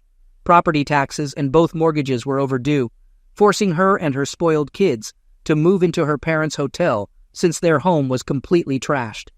Her parents had to rent cars for the entire family. Feeling empathy for their difficulties, John also had to move in with them, pleading with Kelly's parents for a rental car. They transitioned from BMWs to less impressive vehicles. Kelly and her family hired private investigators to locate me, while Kelly's attorneys attempted to stall the divorce, a futile move. The case gained public attention with DNA test results and explicit videos circulating online. Audio recordings exposed the affair's duration, family involvement, and their plans to ruin and humiliate me publicly, seize my company, and their disdain for the middle class. Videos and audio of her family bribing politicians and public officials and mistreating honest individuals were disseminated on various websites. The divorce eventually concluded. The judge assigned to the case had to recuse himself as he was one of the exposed, paid-off public officials. Though I reached out to the kids, they ignored me. 5 years later, during a visit to Boston to finalize some old business, I went to a restaurant frequented by her family. They walked past me without recognition. Now, sporting long gray hair, a beard, and in better shape, I asked my waiter to send their table a bottle of champagne. The entire family looked 20 years older. They stared at me, and after a few minutes, Kelly yelled, "Oh my God, you son of a Grimalkin!" She recognized me and revealed my identity to them. John attempted to confront me, but with one punch, I knocked him out. When his son approached, I subdued him, but not completely.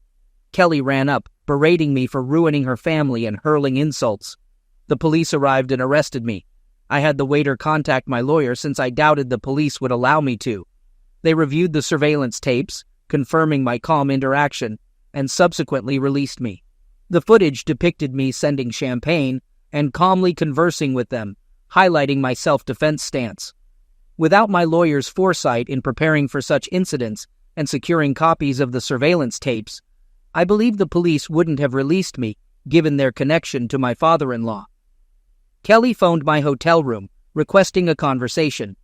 We met in the hotel lobby, ensuring our discussion was recorded. She questioned why I had taken such actions against her and her family. I looked at her in disbelief, calmly revealing that I discovered their plot against me and acted preemptively. I disclosed my awareness of her ongoing affair with John, questioning why she married me if she harbored hatred. I refrained from mentioning the Wired house or spying through her email. They lost their house and cars. Mike lost his house and truck. Forced to live with her parents, Kelly dismissed it as nothing personal, initially escaping her family. She admitted finding pleasure in manipulating me and enjoying the situation involving John. I asked why she didn't divorce me when she met John, and she claimed it was initially enjoyable, ensuring she'd gain everything. I left it at that, returning to my room without further comment. The next day, I departed, heading back to Alaska to relish a peaceful life. I left them to grapple with the ruins I caused in their lives: credit, finances, pride, and reputation, far preferable to resorting to violence. They will have to live with the constant reminder of me. Story 3. Stone Ridge had always been a quiet town, the kind where everyone knew each other's business before the gossip had even fully formed. It was a place of deep-rooted traditions, where families stayed for generations, and outsiders were forever marked as newcomers. Among the town's most respected names was the Masterson family, known for their successful hardware business and unwavering presence in the community. Jack Masterson grew up under the weight of his family's expectations. His father had once run the store with a firm but fair hand, teaching Jack the importance of hard work and loyalty.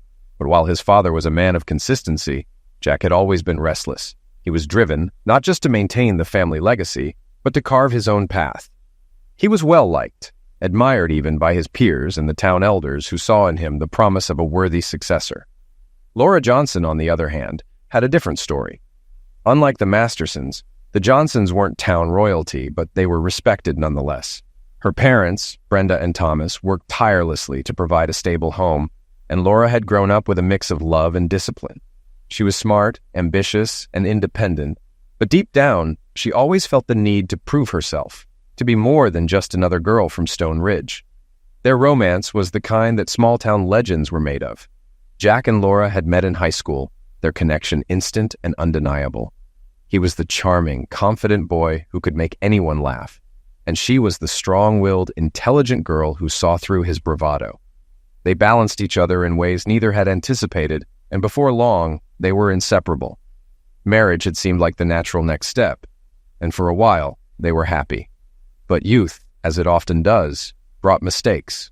The pressure of adulthood, of responsibilities neither had been ready for, began to crack the foundation of their once solid love.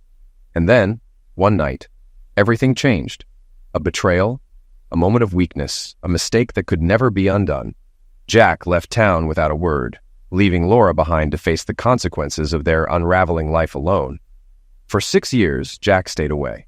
He built a life elsewhere, far from the whispers and the judgment, finding solace in work and purpose in raising Kansas, a girl who had become his entire world. But fate, relentless as ever, had its own plans, and a call from home brought him back to Stone Ridge. Now, he stood on the threshold of a past he had tried to outrun, unaware that the ghosts he had left behind were still waiting. Brenda Johnson turned to her daughter, her voice laced with curiosity. "I ran into Cynthia Larson at the store today. She mentioned that Jack is back in town. Apparently, he's stepping in to manage the family business while Jeff recovers from his accident. Laura's hand clenched around the can she was placing in the pantry, the impact a little too forceful. "Jack?" she asked, her voice carefully neutral. Brenda nodded, eyeing her closely. "Yes, Jack. Do you even remember him? Your husband or ex-husband? Are you two officially divorced yet?" A tired sigh escaped Laura's lips. "Mom, I really don't want to talk about him." She hesitated before adding, "And I have no idea if we're legally separated. I never received any divorce papers." Brenda arched an eyebrow. "Did you ever file?" Lowering her gaze, Laura admitted, "No, he left. I just assumed he'd take care of it." Brenda shook her head in disbelief. "That's absurd. He disappeared for 6 years. No messages, no explanations. You mean to tell me you're still technically married to him? Do you even still have feelings for the man?" Silence stretched between them as Laura stared at the floor, unwilling to answer. Brenda's tone grew sharper. "You're not one of those women who tolerate mistreatment, are you? Jack abandoned you. That's on him. If he's back, you should divorce him. He was great when you married, but a man who vanishes doesn't deserve your loyalty. You're young. You can find someone better." "Mom," Laura said firmly, "I'm 27. I have a good job and my own house. I'm not dependent on you or Dad, so please stop trying to run my life." "I just want you happy," Brenda insisted. "You've changed since he left. If he cared, he wouldn't have disappeared. Maybe he left for someone else." "Jack wouldn't cheat," Laura said quickly. Brenda looked surprised at her defense of him.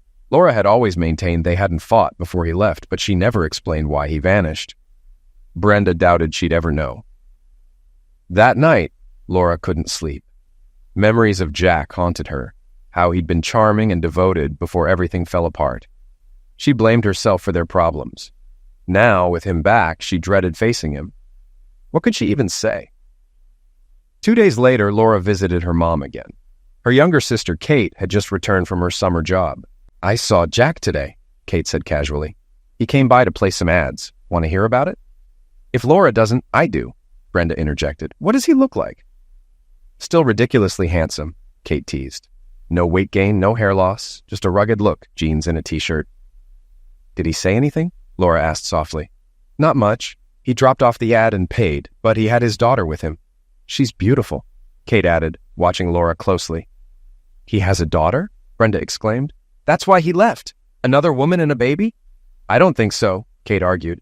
"She's too old to have been born after he left. Probably 12 or 13. "Jack's 28 now," Brenda said thoughtfully. "He'd have been 16 when she was born. Doesn't add up?"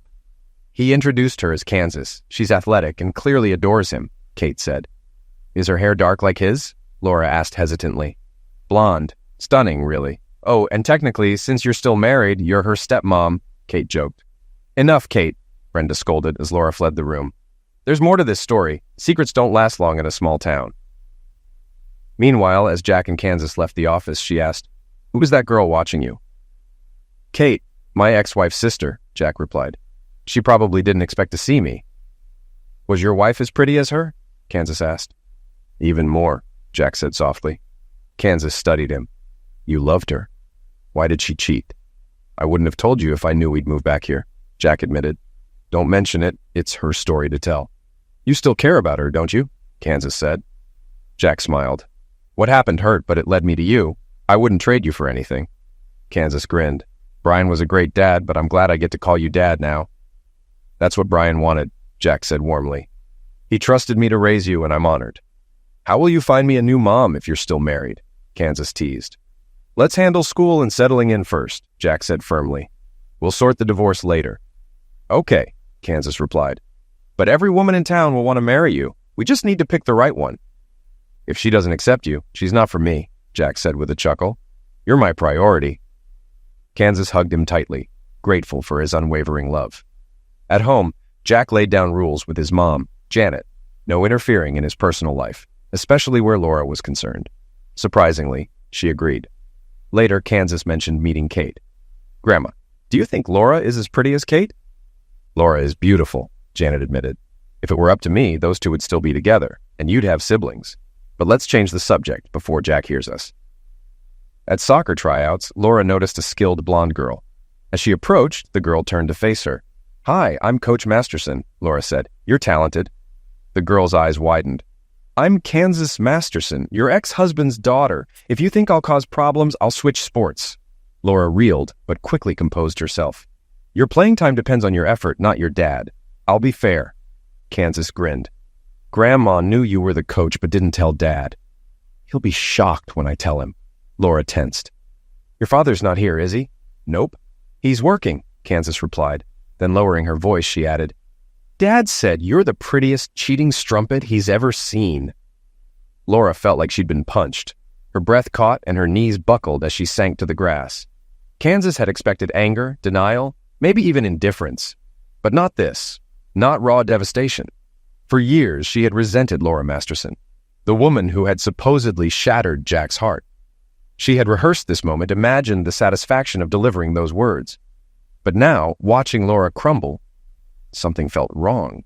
Laura Masterson wasn't the villain she had built up in her mind. The girls on the team respected her, even admired her. And her reaction, genuine pain, not guilt, made Kansas hesitate. Suddenly, she wasn't sure who the bad guy really was. Kansas trudged to the bench, bracing for the inevitable dismissal. What did you just say to Coach Masterson? Demanded a woman she assumed was the assistant coach, flipping through her clipboard. What's your name? Kansas Masterson. I'm sorry if I caused trouble, she said. The woman's eyes widened. Masterson? Are you related to Jack Masterson? He's my dad, Kansas said, standing taller. You should leave, the woman said bluntly. Coach doesn't need reminders of her deadbeat husband on the field. Kansas nodded and turned toward the gate. But before she could leave, a hand caught her shoulder. She spun around, only to find herself in Laura's trembling embrace. I'm so sorry, Laura whispered, clutching her tightly. Kansas stood frozen, unsure how to react as the entire team stared in stunned silence. Laura pulled back, wiping her tears. Your dad is a good man. Please stay. If you're anything like him, you'll be an incredible player. I won't let this happen again. Stay, Kansas. Please. Kansas hesitated, then allowed Laura to lead her back to the bench. Laura turned to the team. I know you all saw what happened, so let me explain. This is Kansas Masterson, my ex-husband's daughter. Seeing her caught me off guard.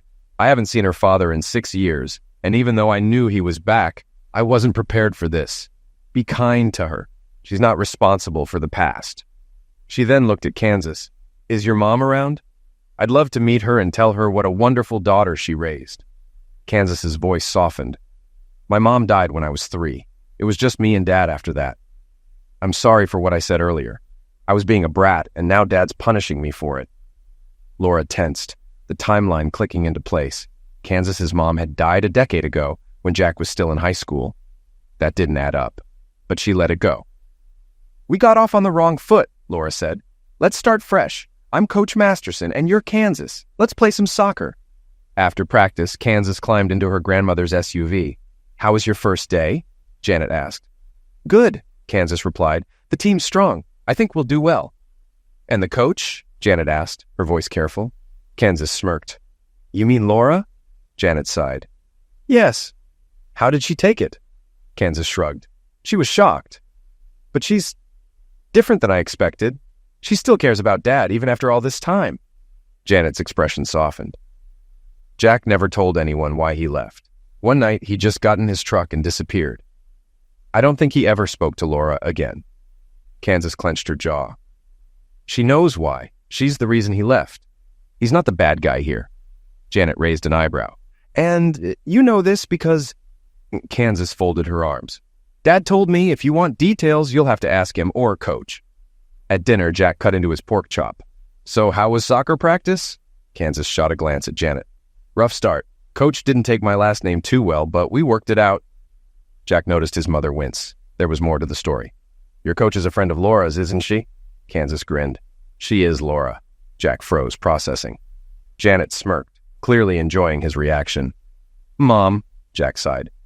I need an update on Laura's life. Spill. Janet leaned back, savoring the moment. She teaches math at Stone Ridge High and has coached soccer for 3 years. Her team only lost twice last season. Personally, she's still single, or still married to you, depending on who you ask. Most folks assume you left her for another woman. That's not true, Kansas blurted. Kansas, Jack warned. Respect Laura. Don't make me apologize for something you said. Kansas dropped her gaze. Jack exhaled. What did you do? Kansas hesitated. I called her something bad. Janet raised a brow. How bad? Kansas swallowed hard. I should probably whisper it. She leaned over, murmured it in Jack's ear. His entire body stiffened. Kansas, he said slowly, rubbing his temples. I told you that in confidence. Now I have to fix the mess you made. I regretted it the second I said it, Kansas admitted. It hurt her way more than I expected. She hesitated. Oh, and she told the team you're her ex-husband, so we can finally find you a new wife. Jack groaned. Laura barely held it together through practice, but the moment she got home, she broke down in tears. She told herself the next practice would be easier. No more surprises. Then she nearly walked straight into Jack Masterson. She had just grabbed her gear from her SUV when she turned and found him standing there. Laura, he said carefully, can we talk? I owe you an apology. She blinked. An apology? Jack sighed. Kansas told me what she said. It was out of line. I raised her better. He rubbed his neck. It's my fault. I told her why we broke up. She and Brian are the only ones who know. Laura swallowed. She's young, Jack. She wanted to hurt me. Jack nodded. Yeah, but she's not the only one still hurting. Laura hated how good he looked. Simple jeans, a fitted t-shirt, strong arms, that damn jawline. He was still the man she had loved. She didn't say anything untrue, Laura admitted, her voice unsteady. Unless you still think I'm beautiful. That's the only part you'd disagree with. She quickly wiped a tear before it could fall. Jack's voice softened. I don't want you suffering over what happened 6 years ago. It's in the past. We've moved on. Just like that, Laura said bitterly. We pretend we were never in love, never married. Easy. Her voice cracked and tears spilled over. Jack wanted to hold her, but he knew better. So he just stood there, watching. His gaze traced the curve of her jaw, the graceful line of her neck, the strength in her stance. Despite everything, she was still the most beautiful woman he had ever known. Laura took a deep breath. I'm sorry, Jack, for everything. I was a fool when I slept with him, and an even bigger fool for letting people believe you abandoned me. I thought if I kept quiet, you'd come back, that if I admitted what I did, we could never fix things. So I let everyone blame you. Her voice barely above a whisper, she added, I'm going to tell the truth. Jack sighed. I never cared what people thought. Easier for them to question my sanity than my character. Laura studied him. You've always been a good man. She hesitated. Your daughter is amazing. Please don't be too hard on her. She'll be my best player. Jack nodded. Good seeing you, Laura. Let's keep things simple. No drama. He hesitated before adding, You're even more beautiful than when we got married. Thanks, Laura said with a wry smile. And you've bulked up. Chiseled suits you. Jack noticed a group of girls whispering nearby. Was that Kansas's dad? One asked. He's so hot. Why did Coach let him go? Another wondered. My mom's single, someone joked. That night, Laura had dinner with her family, a routine after practice. How's the team looking? Her father asked, loading his plate with potatoes. As strong as last year? Maybe my best team yet, Laura admitted, debating whether to mention Jack and Kansas. Your star player's back, right? Kate asked. We've got a new standout, Laura said carefully. You saw her the other day. Kate's eyes widened. Jack's daughter? She's on your team? You can't make this up. She's fast, smart, athletic, and a good kid, Laura replied. Kate grinned. Did she know her stepmom would be coaching her? She was just as surprised as I was, Laura said. But I think we'll get along. Janet spoke up. Have you seen Jack? Did he have the nerve to face you? I saw him today. We talked. It wasn't as bad as I expected. Janet frowned. And? He apologized, Laura said simply. It doesn't change the past, but it was an honest conversation. No blame, no anger. He was a gentleman. He even told me I look better now than when we were married. Hallelujah! Janet threw up her hands. So, you're finally divorced. Time to move on to someone who deserves you. Laura's voice wavered. I almost had it all, Mom, and I lost it. I didn't deserve a good husband. I didn't keep the one I had. Her father muttered, Maybe I should track him down and knock some sense into him. Kate smirked. I wouldn't try it, Papa. He's got that don't mess with me look now. Did he seem conflicted? That's an understatement, Laura admitted, wiping her tears. I appreciate you wanting to protect me, Dad, but don't confront Jack. He's different now, stronger, more sure of himself.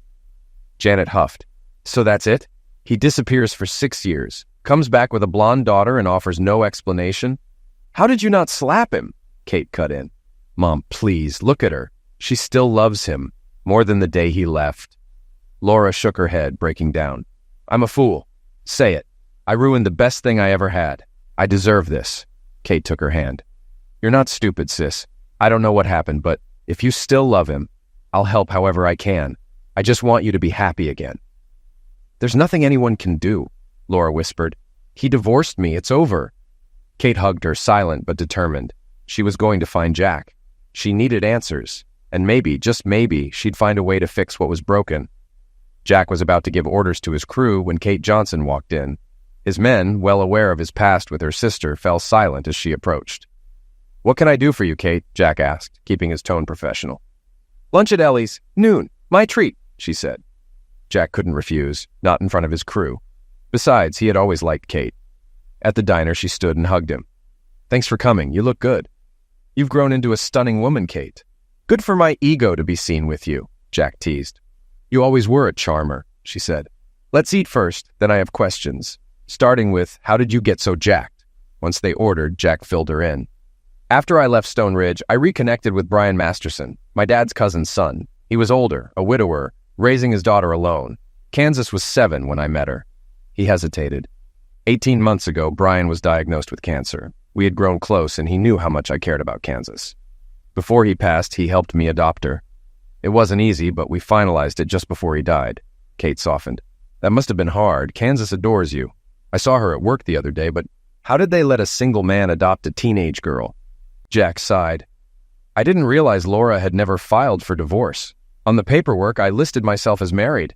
I thought I still was. Kate nearly choked on her drink. Laura thought Jack had divorced her. Jack thought Laura had divorced him. That was useful information. She's my whole world now, Jack continued, but she worries about the adoption process. She knows how single men are scrutinized when adopting girls. She keeps pushing me to find a wife. What she really wants is a mom. Kate tucked that away for later. Which brings me to another reason I asked you here. You've seen Laura. She's beautiful, successful, and as far as I know, hasn't dated since you left. Is there any chance of working things out? Jack shook his head. Not happening, Kate. We're different people now. Our lives took separate paths. You've both changed for the better, Kate argued. She still loves you. Jack leaned back. Did she ever tell you why I left? She took all the blame. Never said a bad word about you. Jack smirked. Well, I'm back now. Took me 6 years. Kate studied him. So, what have you been up to? You're clearly in great shape. Brian owned a warehouse. His late wife had a dance studio there. He added a gym, then a dojo. 2 years ago, we started yoga classes upstairs. Believe it or not, I became a personal trainer, a yoga instructor, and a weekend sensei. Kate laughed. Not what I expected. Jack shrugged. It worked. I even finished my degree and got a teaching certificate. Helped when I was coaching martial arts and yoga. As they left, Kate hugged him.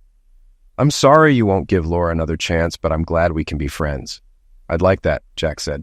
Tell your folks I said hi. Kate smirked. Might want to avoid them. They're still mad about how things ended.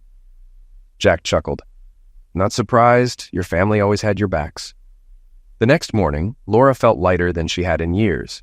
Making peace with Jack and herself lifted a weight she hadn't realized she was carrying. At practice, she noticed Kansas stretching while the other girls watched, fascinated. How do you stay balanced like that? One asked after toppling over. My dad taught me, Kansas said. It's a mix of yoga and martial arts. Your dad can do that, another girl asked skeptically. Most guys with muscles don't try, Kansas said. They prefer the fighting part. Maybe he could teach us, another girl suggested. Kansas hesitated. I don't know if Coach would go for that. Dad's really careful about working with underage girls. There's always another adult present. If Jack wants to show these girls how to stretch, I'll chaperone, Laura said, stepping closer. Might even intimidate the competition. Jack was surprised when he arrived to pick up Kansas and found the team and a few moms waiting for him. Dad, they want to learn my stretches. I told them you might do a session after practice, Kansas said. Jack's expression softened. I'll do it, but I need an adult present. Kansas already told us, Laura said. I volunteered. Some of us moms would like to join too, a red-haired woman added. Jack smirked. All right, wear something comfortable. The girls will pick it up fast. Moms, don't get frustrated if they outpace you. Jack never kept the sessions under an hour. The girls were determined. and 3 single moms showed up religiously, clearly more interested in Jack than yoga. But Laura was different, friendly, professional, never flirty, never distant. Before a big match, Kansas set up a Bluetooth speaker, leading her team through stretches to music. The routine caught the attention of opponents and spectators alike. The psychological edge paid off. They won in a landslide. Afterward, Kansas approached Laura. "Coach, have you ever thought about entering Harper's tournament?" Laura crossed her arms. "It's a tough competition, mostly top-tier players from different schools. The 12-14 division is perfect for us," Kansas said. "We could win, or at least hold our own." "There's a $500 entry fee," Laura pointed out. "The school won't cover it." Kansas was ready for this. "If we register as an independent team and a sponsor covers the cost, will you coach us?" Laura glanced at her players. Their determination was clear. They wanted this, and they wanted her to lead them. "You know this won't be easy. These teams are stacked with all-stars," Laura warned. Kansas didn't flinch. "I played in this tournament last year.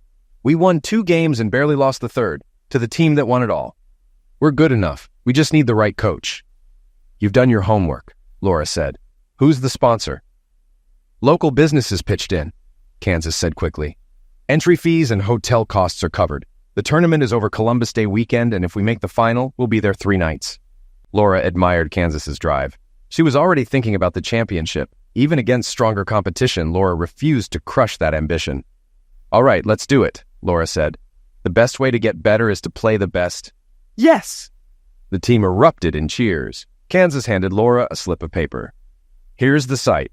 I set up an account. Just confirm before midnight. They need 1 more team to complete the bracket. The entry fee is already paid." Laura smirked. "You planned this well." "Our team name is the Ridge Runners," Kansas added. "We're getting custom shirts with our names on the back. It's going to be epic." When the two were alone, Laura gave her a knowing look. "Jack's the sponsor, isn't he?" Kansas grinned. "Our sponsor prefers to remain anonymous, but if you hadn't agreed to coach, the deal was off. Apparently, our sponsor thinks you're a great coach and a good influence on us impressionable girls." "So, does that mean Jack will stay away?" Laura teased. Kansas laughed. "Not a chance. He's watching everything. He just wants the best for me and the team." 2 weeks later, the Ridge Runners warmed up under a bright Saturday morning sky before their first tournament match. A surprising number of Stone Ridge fans had traveled to support them. Jack stood among them, cheering as Kansas led the team, keeping spirits high. He noticed the opposing team eyeing their synchronized stretches with curiosity. The game started with a shock. The opponents scored within the first minute. Then again, 2 minutes later. Laura's stomach tightened. Her team hadn't been behind all season. An injury briefly paused play, giving Laura a moment with Kansas. "You see what's happening?" Laura asked, voice steady. "That girl is controlling the game. Every time she gets the ball, she's a threat. Make sure she's never unguarded. If we shut her down, we have a shot." The Ridge Runners adjusted, marking the opposing star, limiting her chances.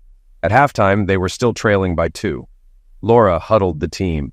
"They're focused on Kansas. That's fine. When she moves to one side, pass to the other. Their goalie hasn't been tested. Start taking shots." The second half opened with relentless pressure. 2 rebounds found the net. Then, in the final minute, Kansas broke free and scored the winning goal. The Ridge Runners had pulled off an upset. The girls celebrated, sprinting to Laura and their cheering fans. Jack swept Kansas into a bear hug before setting her down, grinning. One of the team moms kissed his cheek. Laura felt a strange pang of jealousy, but shook it off. She turned, only to find herself wrapped in strong arms. For a fleeting moment, she let herself enjoy the familiar embrace. Jack had always been strong, but now he felt like steel. She wasn't small, yet he lifted her effortlessly. "Incredible coaching," Jack said. "Kansas told me you were great, and she was right. Thanks for everything you've done for them." "Thank you for sponsoring us," Laura replied. "Some of these girls wouldn't be here without you. That was generous." "I'd do anything for Kansas," Jack admitted. "She loved this tournament last year. And she thinks you're a better coach than her old one." "Dad," Kansas called, "if you don't want me calling her Coach Mom, maybe let go so the rest of us can hug her." Jack chuckled, setting Laura down. "Sorry, Laura. Got carried away." "I don't think she minded," Kansas teased. "You already have a room, Jack," Laura joked. Jack smirked. Her mom had the same sense of humor. The next morning, Kansas dominated. scoring 3 of the team's 5 goals in a 5-3 victory, sending them to the semifinals. Their next match was against Kansas's former travel team. Before the game, she chatted with her old teammates. It was clear she liked them, and that their parents adored Jack. With limited seating, fans from both teams mixed in the bleachers. A few moms took turns hugging Jack, wishing him luck. The game was intense. Since the tournament was a fundraiser, high school players officiated. Most parents were understanding. Then a bad call happened. A throw-in mistakenly awarded to the Ridge Runners. A large man stormed onto the field, berating the teenage referee. His voice boomed with threats. Laura was already moving as the girl burst into tears and ran, straight into Jack's arms. He held her protectively. A woman's voice rang out from the stands. "Jack Masterson is about to kick that guy's A." The man hesitated, sizing Jack up. Jack didn't move, just kept his voice low and steady. "Apologize to Macy and leave. These girls are doing their best. They don't deserve this." The man shifted, uneasy. Another voice called out, "You better listen to Jack, buddy. You're about to regret this." Laura turned. Macy's mom. She'd seen her earlier. The man grumbled an apology and slunk away. The girl in Jack's arms wiped her eyes, then kissed his cheek. "Thank you, Jack," she said. "Mom was right. You were ready to take him down." Applause rippled through the crowd. "Macy trained at Jack's dojo," her mother explained. "She thinks the world of him, and I don't blame her. Jack doesn't tolerate bullies." "I was worried Jack might get hurt," another mom whispered. Macy's mom laughed. "Jack? Honey, that man wouldn't have lasted 5 seconds." The game resumed. In the final minute, Kansas sent a perfect pass to a teammate who buried it in the net, securing the win. Afterward, Kansas hugged nearly every player on the other team. Jack watched, proud of her sportsmanship. Macy's mom hugged him tightly. "Macy knew she could count on you. She really looks up to you, Jack. Her grades have improved and she's heading to college next year to study teaching. You helped set her on the right path." "Why was Rick Jefferson even here?" a Ridge Runner's dad asked. "Backbone," his wife answered. "Sarah, the girl who scored the winning goal, is his niece. She must be mortified." The championship game was set for the next morning. With schools closed for Columbus Day, the tournament would wrap up with a final match and an awards ceremony. The Ridge Runners had dominated so far, improving with each game. Their fans were in awe of how quickly they adapted and refined their skills. With less than 3 minutes left in the championship, a Ridge Runners defender intercepted a pass. Kansas seized the moment, sprinting past defenders and firing the ball into the net, tying the game. The Stone Ridge crowd erupted. Their opponents, unfazed, quickly reset. Both teams fought with everything they had. In the final seconds, the other team scored, clinching the victory. The Ridge Runners had come so close. Despite the loss, Laura watched with pride as her girls embraced, then congratulated the winners. Parents and fans flooded the field, showering them with praise. During the awards ceremony, Laura accepted the second-place trophy to thunderous cheers. The tournament MVP went to a player from the winning team, but Kansas was awarded the sportsmanship trophy. She held it high, grinning as her teammates applauded. Afterward, Kansas hugged Jack. "Thanks for everything, Dad. Can I ride home with some teammates?" Jack checked with the parents before agreeing. As he watched the van pull away, he felt a light touch on his hand. "She's an amazing girl," Laura said softly. "You're doing a great job with her." Jack kept his eyes on the road ahead. "I have no clue how to raise a daughter. Women are a mystery. You've proven that." Laura winced but didn't let it show. "Jack, I was wrong," she admitted. "I have no excuse. You were right to leave. I'd like for us to talk without anger." Jack exhaled. "You're right. No point in rehashing the past. You've done a great job coaching. Kansas respects you. She knows you could have made things hard for her, but you didn't." Laura's expression softened. "I may have been a fool when we got married, but I was never cruel. I care about Kansas. I'd love to stay in her life. But if you think I'm a bad influence, I'll step back." Jack shook his head.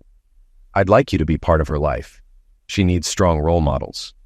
Laura gave him a skeptical look. "You know I'm far from perfect." Jack smirked. "Everyone I talk to says otherwise." She arched a brow. "Since you came back, maybe. But we both know I gave people plenty of reasons to think differently before you left." Jack noticed her parents watching from a distance, their expressions tight with disapproval. "They look like they swallowed lemons," he muttered. Laura sighed. "They blame you. They're good people. I wish you'd never told them the truth. Wouldn't have changed anything." Laura hesitated. Have a safe trip, Jack. Thanks for talking to me. I finally made peace with everything. Jack nodded. For the first time, they had spoken without bitterness. That, to Laura, felt like a victory. At dinner, Laura wasn't surprised when her mother pressed her for details. So, Brenda asked, setting down her fork, what did you and Jack talk about? Family, Laura said, stirring her mashed potatoes. I told him he's raising a wonderful daughter. He downplayed it. He also said I have great parents. Janet scoffed. Before or after, he caught us glaring at him. After, Laura admitted with a smirk. He's not stupid. He knows why you don't like him. He actually respects it. Her father grumbled. Shame he wasn't that honorable about his marriage. 3 days later, Laura sat at the dinner table, drained. Kate noticed immediately. What's wrong? You look like hell. Sarah Jefferson talked to me after practice, Laura said, rubbing her forehead. Her Uncle Rick has a friend in Jack's old county. Turns out, when Jack adopted Kansas, he listed himself as married to me. Apparently, single men have a hard time adopting teenage girls. Rick was still mad about the tournament and reported him. Now there's an investigation, and Jack could lose Kansas. The table fell silent. Sarah said Kansas cried when she found out, Laura added. I know Jack. He'll run before he lets them take her. He's good at running from problems, her father muttered. Laura barely heard him. He's not giving her up. I know him. Kate suddenly sat up. Laura, you're still married to him. Laura's head snapped up. What? He thought you divorced him. You thought he divorced you? But neither of you actually did. You're still as married as the day you left the church. Brenda waved dismissively. What difference does it make? He's still living as a single man, Kate smirked. Laura, call Jack. If he and Kansas move in with you, they'll match exactly what he told the court. Problem solved. I won't allow it, Brenda said. You don't know who he is anymore. He could be dangerous. Laura shook her head. Jack isn't like that. He'd never hurt me. I'm going to him. At Jack's house, Kansas curled in his lap, sobbing. His mother, Janet, wrung her hands as the doorbell rang. Janet answered to find Laura. Can I talk to you and Kansas? Jack didn't look up. Not a good time, Laura. We're packing. You don't have to leave, Laura said softly. Jack exhaled. This isn't your problem. She's my daughter, too. Kansas lifted her tear-streaked face. Janet gasped. Jack's voice hardened. If you try to take her, you're in for a fight. I'm still your wife, Laura said. Legally, I'm her mother. I'm probably on the paperwork. Janet's eyes widened. If you move in with Laura, it fixes everything, Jack scoffed. And when she decides she's done with us? Laura's patience snapped. Jack, I made one mistake, and I've paid for it every day since. I won't do that to you again. If it helps, I'll put your name on my house deed. She turned to Kansas, her voice softening. I love you like a daughter. I'd be honored to be your mom. Kansas hesitated, then turned to Jack. Dad, can we try, please? Jack rubbed his eyes, weighing his options. Laura folded her arms. What's your plan? Flee the country? That's not realistic. This is. Jack sighed heavily. Fine, Kansas squealed, hugging Laura. Jack rubbed his temples.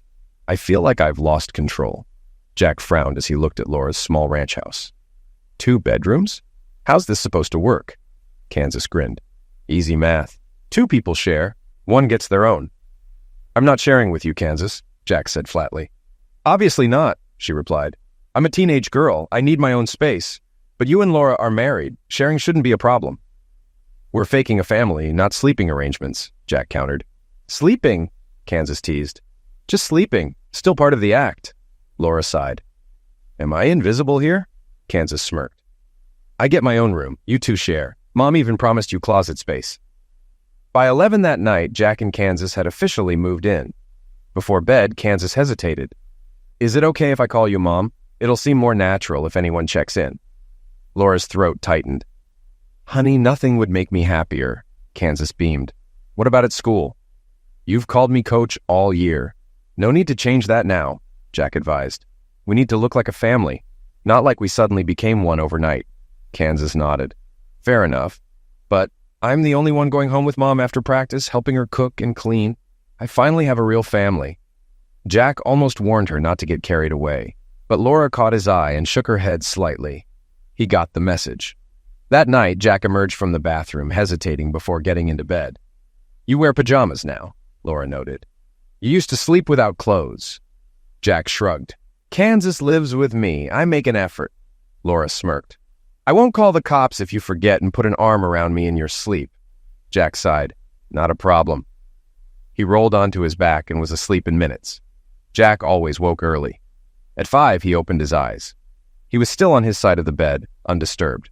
After soccer practice that evening, Laura took Kansas to visit her parents. As soon as they walked in, Kansas stood in front of Brenda. Your daughter is my mom now. Can I call you Grandma?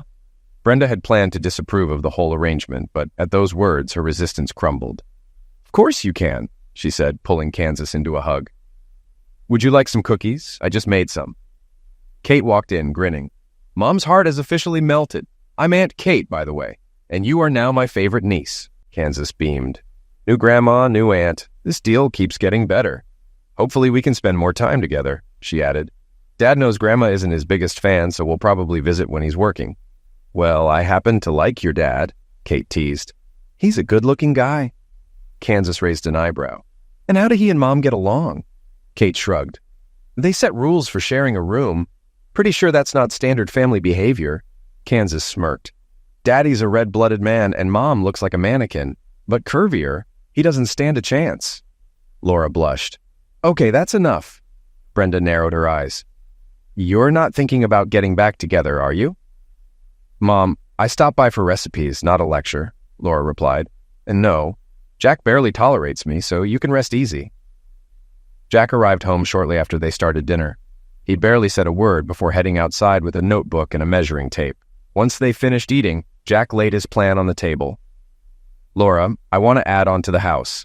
A 26 by 14-foot extension. Big bedroom, private bath, walk-in closet, plus a guest half bath. Want to see my design? Laura's eyes widened. That sounds great, but I can't afford it. I've barely managed my mortgage as it is. I'll cover it, Jack said. You're making a huge sacrifice for Kansas and me. It'll add value to your home and give us more space. Laura folded her arms. Sleeping next to me, is that unbearable? Jack sighed. It's not that. This will make things more comfortable. We'll still use the master bedroom, just with more space. Laura leaned back. Fine, but on one condition, you sleep in the same bed the whole time we live together. Agree or forget it. Jack glanced at Kansas, who was barely holding in laughter. He sighed. Deal. As soccer season wrapped up, Jack overheard Laura talking to Kansas about volleyball. By the end of the conversation, Kansas had joined the team. Jack noticed how close they'd grown. They joked, cooked together, went shopping, and trained side by side. Kansas was as happy as Jack had ever seen her. His relationship with Laura was more complicated. She respected his space, but was never cold or distant. She never complained about the construction or the chaos in her house. Within a week, Jack had a backhoe digging up the yard. The mild climate meant they could keep building well into the fall, and by Christmas, the addition would be complete. Laura and Kansas were thrilled. Kansas would get Laura's old room, complete with her own bathroom and closet. Jack and Laura planned for any possible adoption inquiries. At first, they prepared for officials to come knocking, but as time passed, they began to wonder if the whole thing had been overblown. The sleeping arrangements never changed. Both wore pajamas. Jack no longer worried about waking up too close to Laura or finding himself in an awkward position. One night, as he lay thinking about the next phase of the construction, he felt Laura tense beside him. Then, to his surprise, she reached out, resting her hand on his chest with a contented sigh before drifting into a deep sleep. 2 days before Thanksgiving, Laura and Kansas pulled into the driveway to find Jack talking to a blonde woman. Laura recognized her immediately, Beth Harding. Jack came inside a few minutes later, his expression unreadable. Kansas had gone to her room, leaving them alone. That was Beth Harding, he said casually, watching Laura's reaction. Laura stiffened, gripping the kitchen counter. Her voice was barely above a whisper. What did she want? Was she angry? Jack exhaled. Her husband, Chuck, has a brain tumor. He's dying. She asked if I'd visit him. Laura spun to face him, her expression stricken. Don't do it. He just wants to gloat to hurt you. Please, Jack. Don't let him. I told her I would. Jack's voice was calm, but there was an edge beneath it. Even if it's just to watch him die. He'll tell you I was easy, Laura whispered, her voice breaking. That he didn't even have to try. That it wasn't just that night. He'll laugh in your face. She swallowed hard. He's cruel, Jack. I was stupid, but a real man wouldn't have gone after a married woman. Jack's jaw tightened. Then why did you let him? Laura's breath caught. I don't know, she admitted, hugging herself. He was the campus star, the senior soccer player everyone admired. And I was just someone's wife, off limits to most men, but not to him. He was charming, and I was foolish enough to think I could handle it, that you'd never know. She wiped at her eyes. It was the only time, but one time was enough to ruin everything. Jack's gaze was hard. You didn't seem like a woman full of regret that night, Laura. You were saying his name like he was the best thing that ever happened to you. His voice was steady but cold. I thought about eliminating you both. Instead, I just walked out the back door and drove away. Tears streamed down Laura's face. I never blamed you for leaving. The moment I saw your ring on the table, I knew I'd destroyed us. She took a shaky breath. I love Kansas, but we're not a real family. You and I will never have that love again, and that's my fault. I live with it every day. Jack's voice dropped. Why didn't you just tell me you weren't happy? I was happy, she whispered. I didn't want other men. I just wanted to feel special. And for one night, the high school golden boy wanted me. She let out a bitter laugh. The irony? After you left, I finally grew up, and you became even better. Kinder, stronger, more devoted. You became the man I should have never lost. She exhaled shakily. Believe it or not, that was the last time I had sex. She met his gaze. You're the only man who ever made love to me. That night with him? It wasn't love. Now, I know the difference. Jack's eyes darkened. I rushed home from that seminar to surprise you, to spend the night with my wife. Instead, I walked in on that. You nearly eliminated me, Laura, and an apology doesn't erase 6 years of pain. I know, she whispered. I don't expect forgiveness. You're not the kind of man who forgets betrayal. She blinked back fresh tears. Every time I look at you in Kansas, I'm reminded of how stupid I was, and the pain hasn't faded. It's gotten worse, because my love for both of you has only grown. Jack didn't speak. Laura forced a smile. Every night I lie next to you and hope, just once, you'll touch me. That you'll hold me, kiss me. But you never do. She let out a sad laugh. It's not even hard for you to resist me, is it? Jack said nothing. Karma's a witch, Laura murmured. In early December, Jack walked into the hospital and asked for Chuck Harding. He wasn't prepared for what he saw. Chuck was skeletal, his skin stretched thin over his bones, his eyes sunken. He barely looked alive. Jack, Chuck rasped, forcing a weak smile. If you want to hit me, go ahead. I deserve it. Jack crossed his arms. I just came to tell you how much I enjoy watching you die. Chuck let out a wheezing chuckle. That's why I asked you here. I thought my suffering might make you feel better. Jack narrowed his eyes. Cut the crap. What do you really want? Chuck's expression sobered.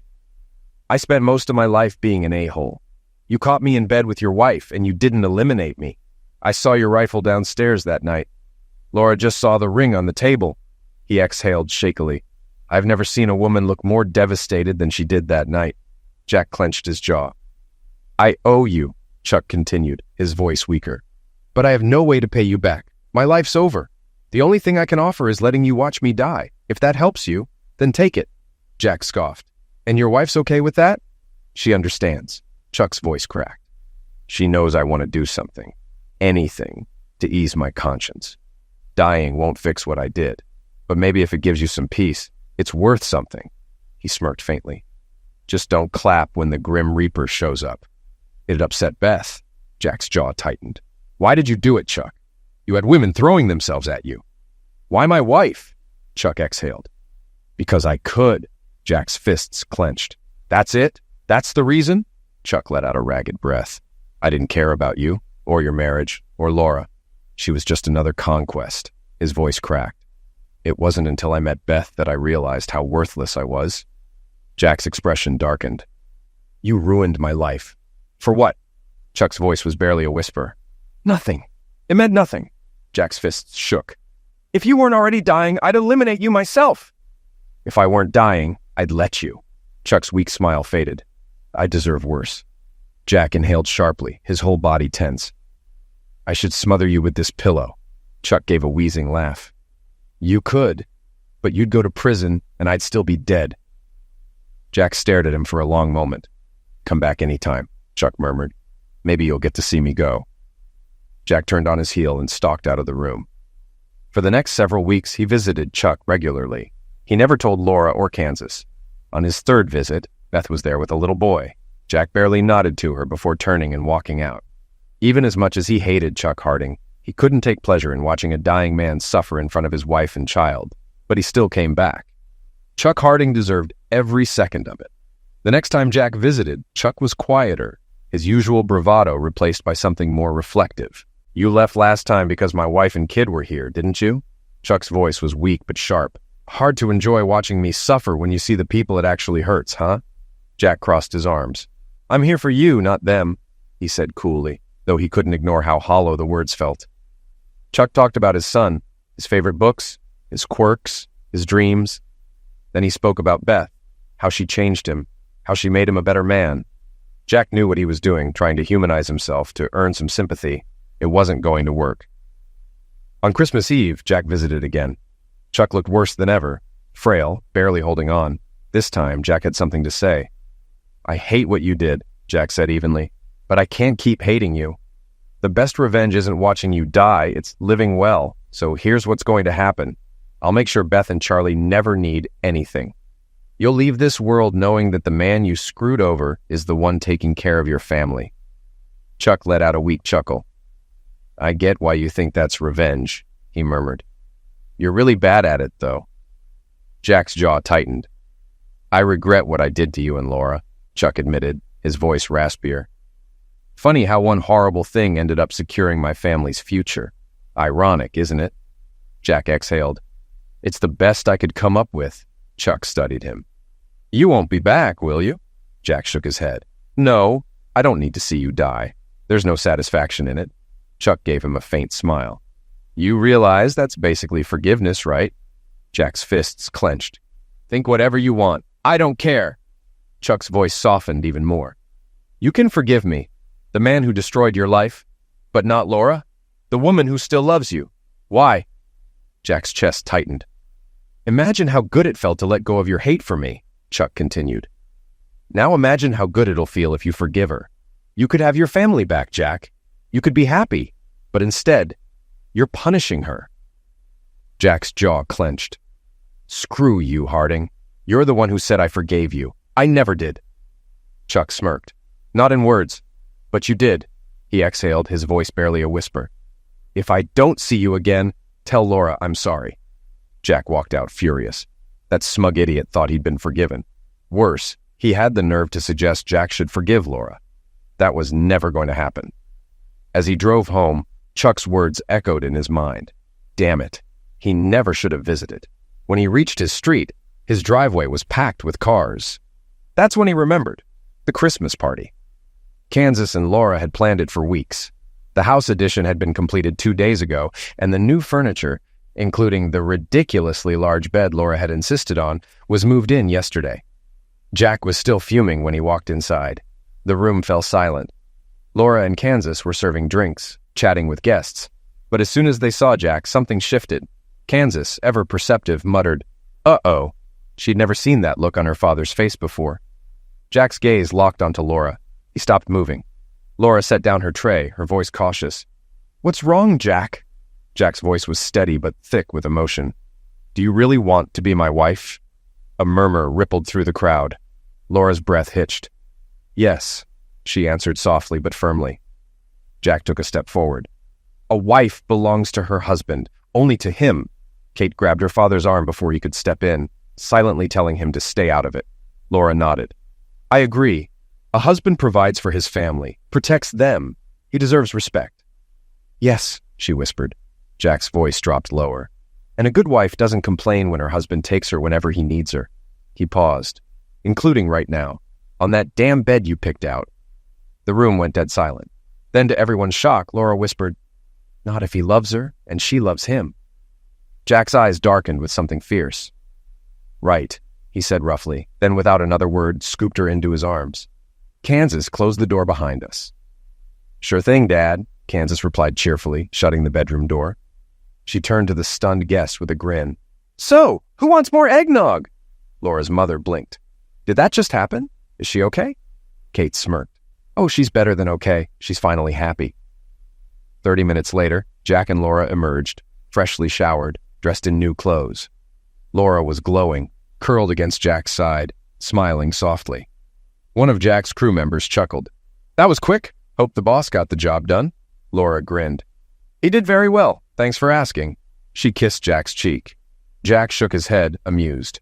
Then he spotted Laura's father approaching. "I don't know what just happened," her father said gruffly, "but her mother and I are glad things are better." He held out a hand. "Just don't screw it up again." Jack shook it firmly. "Not a chance." He glanced at Laura. "We're not letting go of this again." Kate crossed her arms, smug. "You do realize it was my idea for you two to move in together for Kansas's adoption, right?" "Funny how nothing ever came of that investigation," she added. Kansas giggled. "Oh, it happened. A social worker came to my school. I told them I had the best family ever, that my parents loved me and each other. I just left out the part about how long they'd been acting like a family." She shrugged. "I figured you two would catch up eventually." Jack's mother, who had been watching quietly, finally spoke. "Jack, why were you so emotional when you got home?" Jack exhaled, his fingers gently tracing circles on Laura's back. "I spent 6 years trying to hurt someone, and in the end, the only one suffering was me." He pulled Laura closer. "I finally realized revenge doesn't heal anything. Love does." Laura smiled up at him. "So I'm stuck with you forever?" Jack kissed her forehead. "Afraid so." The room erupted in cheers and laughter. The past was behind them, and their future had just begun. Story 4. My dad's fiancée framed me for theft to ruin our relationship, but her affair was exposed right before their wedding. Now she's out of our lives for good. So, last week, my dad, 46 male, was supposed to marry Cindy, 44 female. I, 24 female, was not present because my invitation had been rescinded by my father due to a false allegation that Cindy had made against me about a month ago, that I had apparently stolen her wedding jewelry.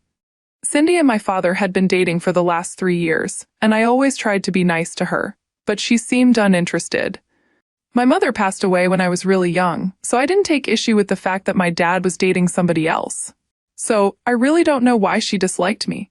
Anyway, it's not like we were close. About a month ago, Cindy invited me to the house, and on the phone. She told me that she wanted to work on our relationship because now that she was going to be married to my father, she wanted to build a relationship with me as well. I thought that was nice of her, but I was also kind of suspicious. So, I initially said no, but she was really insistent upon it. I decided to pay her a visit after work, and when I got there, she was really warm and nice to me. My dad had not come back home from work while we were talking, so for about an hour, it was just the two of us. At some point, I got up to use the washroom, and that's when she must have snuck her wedding jewelry into my bag.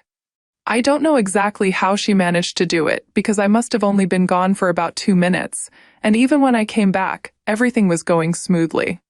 Then my dad came back home, and so did my soon-to-be stepsister, Dana, 16 female, since she was staying back at school for drama rehearsal. Cindy had picked the perfect day to pin this on me. It was very well planned since it was just the two of us at home, and she could easily accuse me of anything and only had to make it believable. After my dad and Dana came back home, she started discussing the wedding with all of us. Out of the blue, she suddenly turned to me and said that she wanted to show me her wedding jewelry. So, she went back into her room to get it, but as you might have figured out by now, she did not find it there and started having a fit over it. Everyone went crazy about it because the jewelry was worth quite a lot. We all started searching around the house, and it didn't even occur to anyone to search my bag since I knew I hadn't taken it. And nobody had any reason to suspect me. But when we couldn't find anything in the house after almost an hour of searching, Cindy suggested that it might be a good idea to look in our bags and other unlikely places. So I looked into my bag because I didn't think I would find anything there, and yet, it was there. I was shocked when I brought out the jewelry. Cindy and everyone else started looking serious because we were still trying to weigh out the implications of this. Then Cindy said that she was glad we had found the jewelry but was very upset that I had done something like this. I tried to explain that I hadn't done anything. The jewelry had just shown up in my bag without any explanation, and even as I was saying it, I knew how ridiculous it must have sounded to everyone else. But she told me that this was exactly what she had been afraid of. She then started addressing my father and told him that she always felt there was a sort of disconnect between her and me, and had always tried to work on it. But I just seemed like I was too closed off to her to acknowledge any of her efforts. She claimed that she had noticed that even on the day of her engagement to my father, I had not been happy and had apparently even told her that I felt like they were rushing into this. She made it seem like I was the one who never liked her, even though it was the other way around. And then, the worst lie of all. She told my father that apparently today, when she had called me up to pay her a visit because she really wanted to have a discussion about this, I had agreed. However, she had left me alone in the house initially since she had to go out and speak to one of the neighbors about some issue with their shared fence, and she feared that it was around that time, when I had been completely by myself in the house, that I had snuck into the bedroom where she had kept her jewelry and taken it away so that I could ruin the event for her. It was all a bunch of lies, and I was infuriated that she was trying to accuse me of something like this. It was just outrageous, so I started screaming at her, and I tried to tell my father the truth, but he just looked really disappointed and resigned. He told me that he didn't want to discuss things with me right then, and asked me to leave. But I refused to go and kept trying to make him see that I'm not a thief. I would never do something like this to sabotage their wedding. I also tried to tell him the truth about my relationship with Cindy, and that I had been the one who had left the room to go to the washroom when we were there. He just refused to listen, and said that he was exhausted from work and couldn't entertain this right now. Eventually, I had to leave because both my father and I were getting really agitated, and I didn't want that. I thought that I would explain everything to him later when both of us were feeling calmer, but I never got that opportunity because the very next morning, my dad sent me an email saying that he didn't want to talk to me anymore, and that he also did not want me at the wedding. Apparently, Cindy had managed to get through to him, and he was choosing to believe her over me because, well, she is his wife-to-be, and he trusts her implicitly. She had also told him a lot of lies about how I used to treat her when she tried to be nice to me over the past couple of years. So now he thinks that it's best for us if we spend some time apart, and I can get back to them when I'm ready to accept her as part of the family. I thought about reaching out to him and letting him know the truth, but honestly, there was no point. He had already picked which side he wanted to be on. In spite of being my father and literally having raised me since I was little, he thought that Cindy was right about my character. He thought that I was a thief, and that was all I needed to know. So, I did not reach out to him again, and I blocked him everywhere. It wasn't like I wasn't hurt, trust me, I definitely was. But what's the point of trying to keep in touch with somebody who doesn't even believe you? When he chose to believe Cindy, he implied that I was actually a thief with no ethics or morals, and I cannot take that sort of disrespect. So, I did what was best for me. We haven't had any contact in the past month, and then, last week, just an hour before the ceremony, I got a huge surprise because Dana unexpectedly showed up at my house. I have had them over for a couple of dinners, so she knows where I live, and she was in full bridesmaid attire when she came to my house, so I was very confused.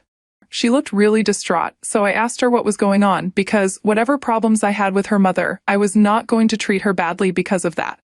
She has always been very sweet to me, and I think she's a good kid. So, I invited her in so she could talk to me and tell me what was bothering her, since I could tell from her face that she was here with bad news. More importantly, she was here on the day of her mother's wedding with just 1 hour to go before the ceremony, so I needed to know what was going on because, if it involved my father, I couldn't let anything bad happen. Even if we were not on speaking terms, he was still my dad, and I owed this to him. Once she was seated, she started looking very nervous, so I helped put her at ease and talked to her because her being nervous was making me feel nervous. Eventually, she just blurted out what was bothering her, and, well, she had realized that Cindy was having an affair. She told me that 2 weeks before the wedding, she had been coming back home from school with a couple of her friends, and they had spotted her in a cafe holding hands with another man. She had confronted her mother about it later on once she got home, and Cindy had denied everything and got defensive. But that confirmed what they already believed, that her mother was having an affair and was cheating on her fiancé. She even went through her mom's phone while she was asleep, and she was right about everything, but she just didn't know what to do about it. So, she kept her mouth shut for 2 weeks. But right before the wedding, her conscience kicked in, and she realized that she couldn't let my father do this. She said that she had been really nervous about going against her mother because she knew that the consequences would be dire, but she felt like she had to tell somebody the truth. And since she herself was quite shy and reserved, she felt like I was the only person who would be able to help her out in this situation. At one point, she started crying on my couch, and I felt really bad for her because I couldn't imagine what it must have felt like to know that her mother was cheating on her stepdad and not being able to say anything out of fear and helplessness. She told me that, at the very last moment, she had realized that she just couldn't let this happen and allow this wedding to take place. My father had been nothing but wonderful to the both of them, and she couldn't stab him in the back like this. I really appreciated that. She begged me to come with her to the wedding and talk about this because she was really scared, and she was literally trembling all over. So, I decided to go along with her plans. Besides, I would never pass up an opportunity to put Cindy in her place after the way she had ruined the relationship between my father and me. So, Dana and I drove to the wedding venue, and when we walked in, everyone was shocked, mostly because I was in casual clothes, and they didn't expect me to show up like that for my father's wedding. Everybody had known about the fallout we had a month ago, so some people didn't even expect me to attend in the first place. And then there was also the fact that Dana's family had been worried sick about her because she had gone missing just an hour before the wedding. And everybody had been waiting for her to show up so they could start with the ceremony. But when the two of us walked in, my father and Cindy were shocked. Immediately, Cindy decided to ignore my existence and walked up to Dana, asking her where she had been for the past hour because everybody had been waiting for her to start the ceremony and had been very worried since she wasn't responding to any of their messages. Then she turned towards me and asked why exactly Dana had dragged in this filth with her on the most important day of her life. That really pissed me off, so I decided not to wait any longer and I spoke up loud enough for everyone to hear. I told everybody what Dana had told me about how Cindy had been having an affair, and I was here with Dana to help my father so he wouldn't be stupid enough to marry this woman. The look on Cindy's face when I said that was worth seeing, and I got to enjoy it for a good few seconds before she launched herself at me and started hitting me. I was caught off guard because I had not expected her to physically attack me like that. She scratched my face a good few times while she was on top of me, but I managed to recover quickly, and my fight or flight kicked in. So I fought her off. Eventually, people were able to separate us. For the record, I'm not a fan of physical fights, but I slapped her really hard in the face, so I was kind of happy about that. But anyway, once we were dragged off of each other, she started crying crocodile tears because she was really upset. I don't know about what. She was mumbling something about how her own daughter had betrayed her. Then she talked to my father and said that she would never even dream of cheating on him. But he looked very confused, so he told us that we needed to speak to each other as a family first. Then we went to his room in the hotel. Once we were in the room, Dana told my father in person about everything that she had seen on the phone, and Cindy knew instantly that she was screwed. She tried to claim that going through her phone was a breach of privacy and she would not allow it once again, but my father demanded it. And eventually she had to give in. Once she showed him her phone, it was over and we all knew it. My dad saw her phone, and he told her that the wedding was canceled and he didn't even want to see her at the moment, so he asked her to leave. When she refused to go away, begging him to give her a chance to explain, he decided that he was going to go back home. So, he left the hotel with Cindy running after him, trying to talk to him, but he was not interested. He just walked out, got into his car, and went back home. Then it was just Cindy, Dana, and me. I was scared for Dana, to be honest, so I told her to pack her things. And we could go to my house because I was pretty sure that Cindy did not want to see her either. Cindy was against the idea, but Dana told her that she did not feel like being around her mother at the moment anyway, since what she had done was pretty disgusting. So, she came back home with me, and for the past week, she has been living with me.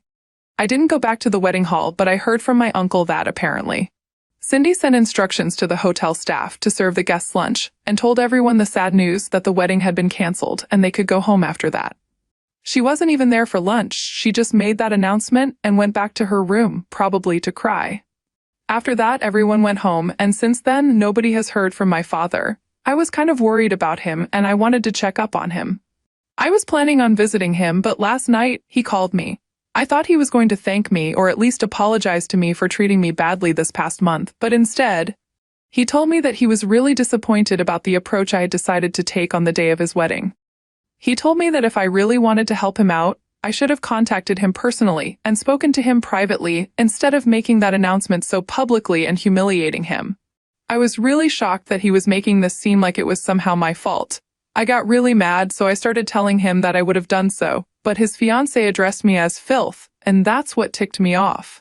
I had to stand up for myself since I knew that my father wouldn't, but he ignored that and just told me that if I really wanted to protect him, I should have spoken to him in private because now he feels that he has become the laughingstock of the family, and it's all my fault.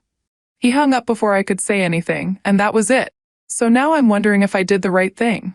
AITA for publicly announcing that my dad's fiancée had been cheating on him at his wedding? Edit. I know that I had said that I had blocked my father everywhere. So he called me from his work phone number. That's how he was able to contact me. Dana's father is not in the picture. He has never been. Cindy had Dana with a coworker that she was dating at her previous company, and when the guy found out that she was pregnant, he bailed. He terminated any rights, and she didn't want child support from him because she was too offended by the fact that he wanted nothing to do with her or the baby after the pregnancy. So she cut him out of her life and quit the company she was working at to start somewhere else.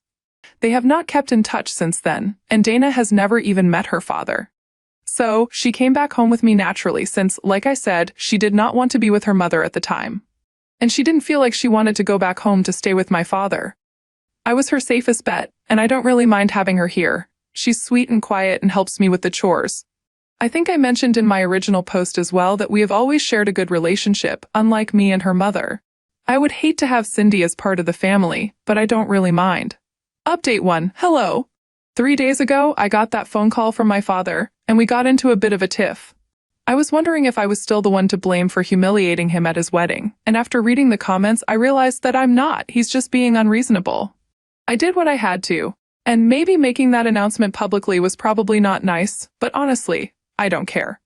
I have spoken to a bunch of people from my family, and they think that what I did was perfectly justified because some people who had been sitting near me when Cindy called me filth had heard her. And they didn't appreciate it. And for the record, nobody thinks that my dad should feel humiliated about what happened. People mostly feel bad about him, but they are not treating him like the laughingstock of the family like he believes. I mean, that's just ridiculous. Personally, I don't think that what he had done to me 1 month ago was justified either. He had literally cut me off and uninvited me from his wedding based on what Cindy had said to him. It had been her word against mine, and he had chosen to believe Cindy and not his own daughter. So, why would I even bother to think about what he would feel before making an announcement to save him from someone else? The way he's acting is really irrational and unreasonable, and I don't think I want to talk to him right now, at least not until he apologizes. And even then, I'm not sure if our relationship can be repaired.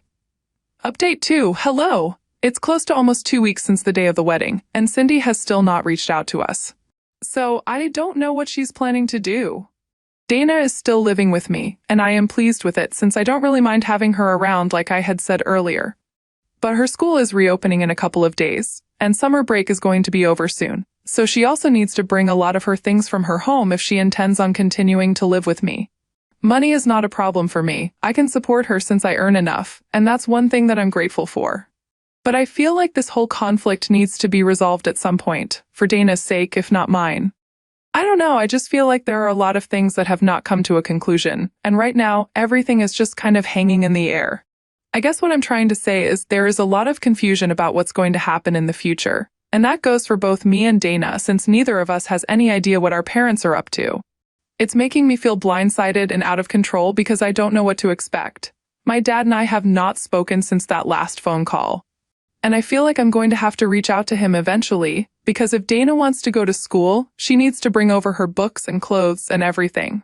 So far, she has only been sharing my clothes and whatever she had brought to the hotel for the wedding. She cannot wear those to school, and even if we take the clothes out of the equation, she still needs her books. So, we will definitely have to go back to my dad's house for that, and so I'm going to have to talk to him and coordinate the timings with him. But at the same time, I feel really weird about this. And I feel like whatever relationship I had with my father has been absolutely ruined, and we can never go back to being the same way again. So, even talking to him feels like a massive task. Thankfully, at least Dana does not feel the same about her mother. She has told me that the longer she stays away from her, the better she feels. Apparently, she had never really been a good mother to her daughter, and it honestly doesn't come as a shock to me. Dana told me that Cindy had always been more bothered about her friends and how she was perceived by everyone else, which is why she used to treat her very differently in public, like she was the apple of her eye. But in private, she couldn't care less about her daughter. When she was younger, Cindy would mostly just dump her with the nanny, and once she was old enough to stay on her own, she moved in with my father and would only be nice to her when my dad was around. It was a very hot and cold relationship that she had with Cindy, so I can imagine why she is glad to be rid of her at the moment. Update 3. So, a couple of days ago, I had talked about how I needed to talk to my father so I could go to the house and collect all the things that Dana needed. For the time being, she was going to be living with me because Cindy hadn't contacted her, and even if she did contact her, she wasn't sure that she wanted to go back to Cindy anyway. When I posted my update, a lot of people told me that I needed to just rip off the band-aid, speak to my father, and get this over with. So, I decided to do exactly that. After I posted that update, I unblocked and texted him in the evening and asked if I could come over to collect Dana's things, and he responded that I could. So, we went to his house, and it was a total mess. It looked like it hadn't been cleaned for almost 2 weeks, and my dad was a mess too. We tried to ignore it and just minded our own business, but while I was leaving, I just couldn't help myself and asked my dad if he had heard from Cindy. He told me that they had spoken after the wedding had been canceled, paid off all the vendors, and split the costs as they had decided earlier, but that was it. After that, he had not heard from her. I told him that, for what it's worth, I was sorry that he was having to go through all of this, and he just nodded before staring off into space again. That's all he had been doing for the hour that we had been there, just taking periodic sips of wine from his glass and staring off into space. He hadn't even bothered to change from his work clothes, and that was unusual because my dad said that he felt suffocated when he was in his work clothes and liked to change as soon as he came home. But I could tell that he was really struggling. I was about to leave, but then he stopped me and said that he wanted to apologize for everything that he had put me through. He said that Cindy had lied to him about a lot of things, and only now does he realize that he had been played for a fool just because Cindy wanted me out of the picture. He said the only reason he had believed Cindy when she had accused me of stealing was because she had produced screenshots of me being really rude to her when she was trying to text me. And he thought that it was sufficient proof. But now he thought that maybe those screenshots had been fabricated. And he guessed that she had probably just told a friend to be rude to her and changed the contact name to mine. He also told me that she had been very clever about how she was going to do this and had told him about several plans that she had tried to make with me that I had canceled.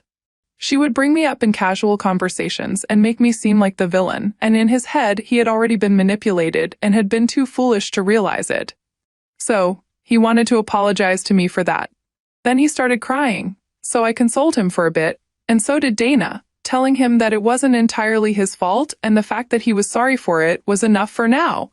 I felt really bad for him, so I told him that I would arrange for a housekeeper who would take care of the house and put him in touch with a therapist as soon as I could. I don't know if we're going to be able to repair our relationship, but at least I have the satisfaction of knowing that I tried. Cindy was cunning and manipulative, and my dad couldn't see through it. I'm not going to hold that against him because he was in love with her.